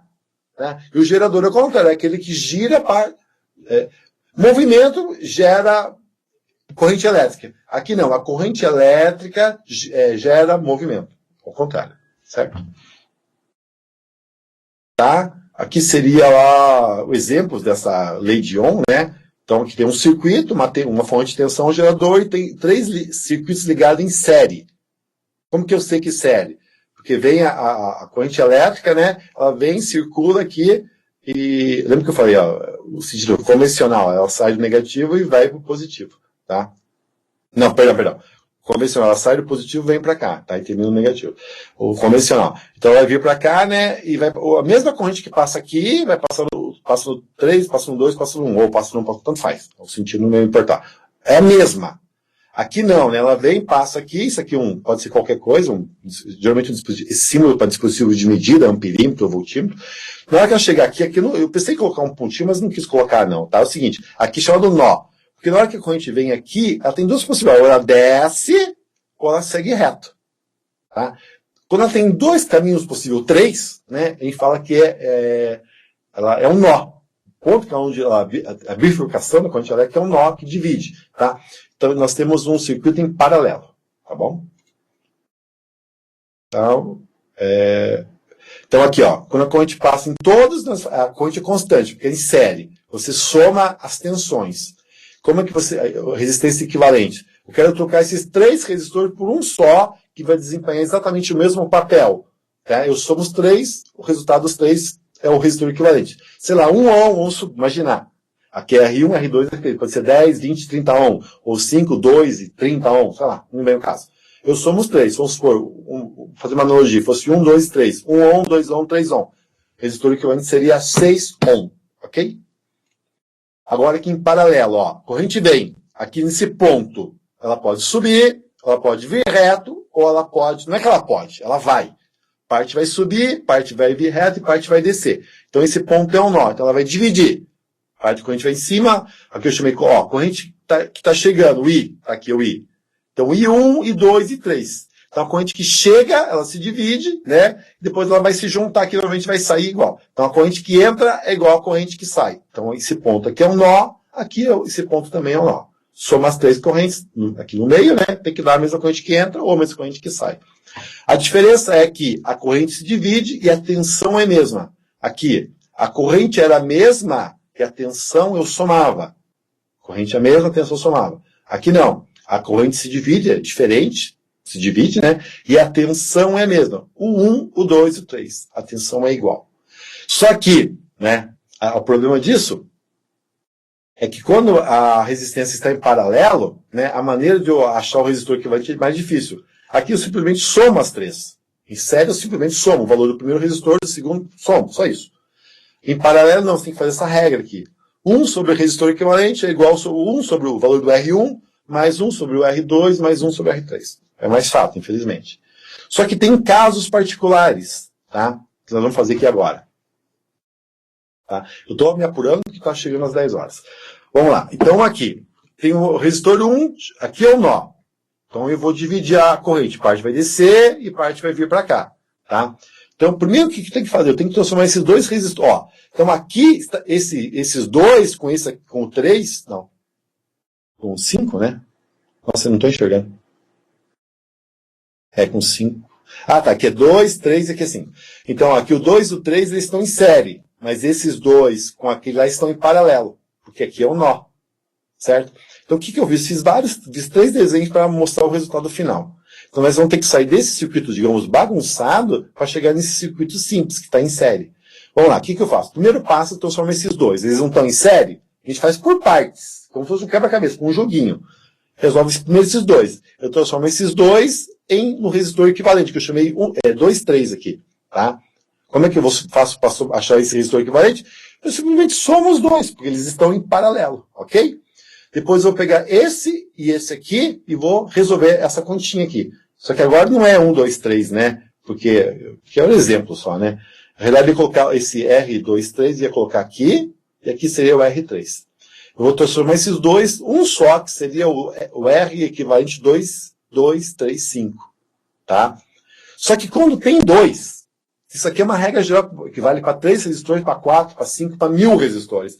Mas a sacada é você fazer de 2 em 2, que fica mais fácil. Que são chamados casos particulares. Quando você só tem 2, você cria essa regrinha aqui, ó. O R23, que é esse valor desse resistor, né, vezes o R5. Então, qual que é a regrinha para 2 resistores em paralelo? Você multiplica e soma. Em cima você multiplica, embaixo você soma. Entendeu? É mais fácil. Digamos que aqui fosse 2 e 4. 2 vezes 4, 8. 2 mais 4, 6. Seria 8 divididos por 6. Na realidade, a resposta seria 4 terços. Tá bom? Se fosse 2 e 1, 5. 2 vezes 5, 10. Divididos por 7. Daí já não daria uma fração, né? Não daria para simplificar. Tá? Só que só vale para 2 resistores. É um caso particular. Eu acho, todo mundo acha, do que se fazer 1 sobre 2, 1 sobre 5. 1 sobre 4, 1 sobre 3. Daí você tem que tirar o mínimo. Enfim. Né? Não seria tão fácil, né? Mas para vocês a matemática também daria mesmo, mas enfim. Beleza? Depois, agora, qual é o resistor equivalente? Agora tem o R1, esse R que eu chamei 2, 3, 5, né? Que foi o resultado disso aqui, e o 4. Agora é só somar os 3, né? Que estão em série, né? Que seria o meu resistor equivalente do circuito total. Beleza? Se eu souber. Então, aqui, o resultado desse resistor equivalente total, eu colocaria no lugar desse R. Se eu soubesse qual o valor, se é 220 volts, 120 volts, então, sei lá, 220 dividido por esse R, né? Você já descobriria o valor da corrente que ia circular no circuito. Essa é o motivo disso tudo, ok? Mas a gente vai fazer um probleminha aqui, tá? Então, vamos lá. Eu tenho, espero que está fácil de enxergar aqui, eu tenho uma fonte que me dá uma diferença potencial, uma tensão, da DDP, um U, né? Que vale 120 volts. O primeiro resistor vale 10 ohms. Aqui vale 4 e aqui vale 6. Tá ok? Então eu quero saber qual é, primeiro de tudo, a corrente que passa. URI, tensão, resistência e corrente. Eu não sei a corrente. Ele podia me dar corrente e não dar tensão, mas normalmente ele faz assim, tá? Então eu sei a tensão e eu sei os resistores, tá? Então, o U vai ser 120. Qual vai ser o R? 10, o 4 ou 6? Não. O R vai ser o resistor equivalente de todos. Você vai ter que transformar esses 3 resistores num só, né? Para pegar o valor de R, daí sim você dividir por 120. Para você descobrir qual a corrente. Só que o que eu faço? Eu não posso começar por isso. Por isso eu resolvi o primeiro em paralelo. Então eu vou transformar esses 2 resistores em um só, né? É 4. Nossa, eu falei 10. Não, falei certo, eu acho. 4 e 6 eu vou multiplicar, né? Multiplico em cima e soma embaixo. 4 vezes 6, 24. 4 mais 6, 8. 24. 4 mais 6, desculpe. 4 vezes 6, 24. 4 mais 6, 10, né? Então 24 por 10 vai dar 2,4. Então eu vou transformar esses 2 aqui, um só, que vai 2 por 4. Então vai ficar um de 10, depois mas na sequência um em 2 por 4 que vai estar em série, ó. O primeiro de 10, eu transformei isso aqui por um outro só, ficou 2 em série, 10 mais 2,4 dá 12,4. Então eu sei que o resistor, eu posso transformar esses 3 resistores por um só, que vai desempenhar o mesmo papel que esses 3, que é de 12,4. Beleza? Se eu sei que é 12,4, né, eu consigo pegar 120 e dividir por 12,4, eu vou achar uma corrente de 9,68 ampere. Então essa é a corrente que vai passar no meu circuito. Ok? É isso. Tá bom? Só que ficou 2 dúvidas ainda, né? Qual que é aqui? Eu sei que vai sair uma corrente de 9,68 aqui. Vai chegar aqui. Vai passar 9,68 aqui no resistor de 10 ohm. Vai chegar nesse ponto aqui, que eu coloquei um pontinho vermelho, mas está quase apagado, não sei se conseguem enxergar, que ela vai dividir. Parte vai para cima, parte vai para cima. Qual o valor que vai para cima, qual o valor para baixo? Eu não sei. Tá? Vamos supor, né? Agora não é, porque eu já cheguei em 9,68.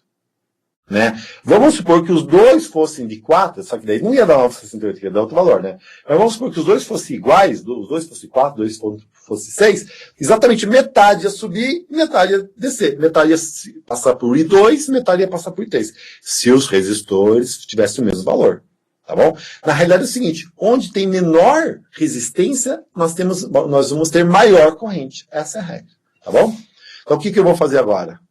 Não sei se eu fiz aqui. Fiz. Não fiz. Não, acho que eu coloquei aqui, ó. Tá? Meus desenhos em cima. Tá? Então o que eu vou fazer agora, né? Então é 9,68. Então o que eu vou descobrir aqui? Eu sei que é 120 volts, tá? Eu preciso saber quanto vale a corrente aqui e aqui, tá? Só que eu sei que a resistência é 4 e aqui é 6. E eu sei que as duas tensões aqui vão ser a mesma. Mas eu não sei qual é elas. Porque eu tenho que colocar na lei de Ohm. U igual a I. Eu sei o R, que é descobrir o I, só que eu tenho que saber o U, para me colocar aqui. Tá? Então o que eu faço? Eu faço um caminho contrário. Eu descubro qual é a tensão aqui. Não sei se vocês lembram, né? Em paralelo, ou melhor, em série, em série, as tensões se somam. Tá bom? Então a tensão 1 mais a 2, então vai dar tensão total.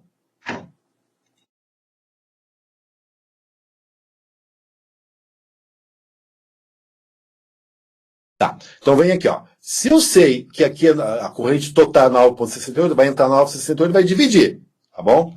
Mas antes de dividir, vai passar por esse de 10. Então eu pego aqui, ó, coloco o I 9,68 e o R que vale 10. Então qual vai ser a tensão que vai passar aqui? 96,8. Ó, coloquei aqui em cima, ficou verde, ficou meio apagado. 96,8. Só que não era 120, então 120 menos 96,8 vai dar esse 23,2. Então aqui é 96,8. Para completar 120, falta quanto? 23,2. Então eu sei que aqui tem que ter 23,2. Só que como eu sei que paralelo a tensão é igual em cima e embaixo, se tivesse 3 fios, seria 23,2 em cima, no meio e embaixo também. Os 3 seria 23,2. Tá? Então agora eu sei que a tensão, o 2 seria 23,2. Então aqui 23,2 divididos por 4, eu cheguei no 5,8 ampere.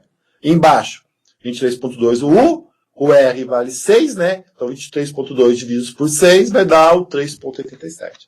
Se eu somar 5,8 mais 3,87, com certeza vai dar 9,68. Novamente, o que entra nesse nó vai ter que sair no outro nó. Aqui ela se divide, a corrente se dividiu, aqui ela se soma e é isso.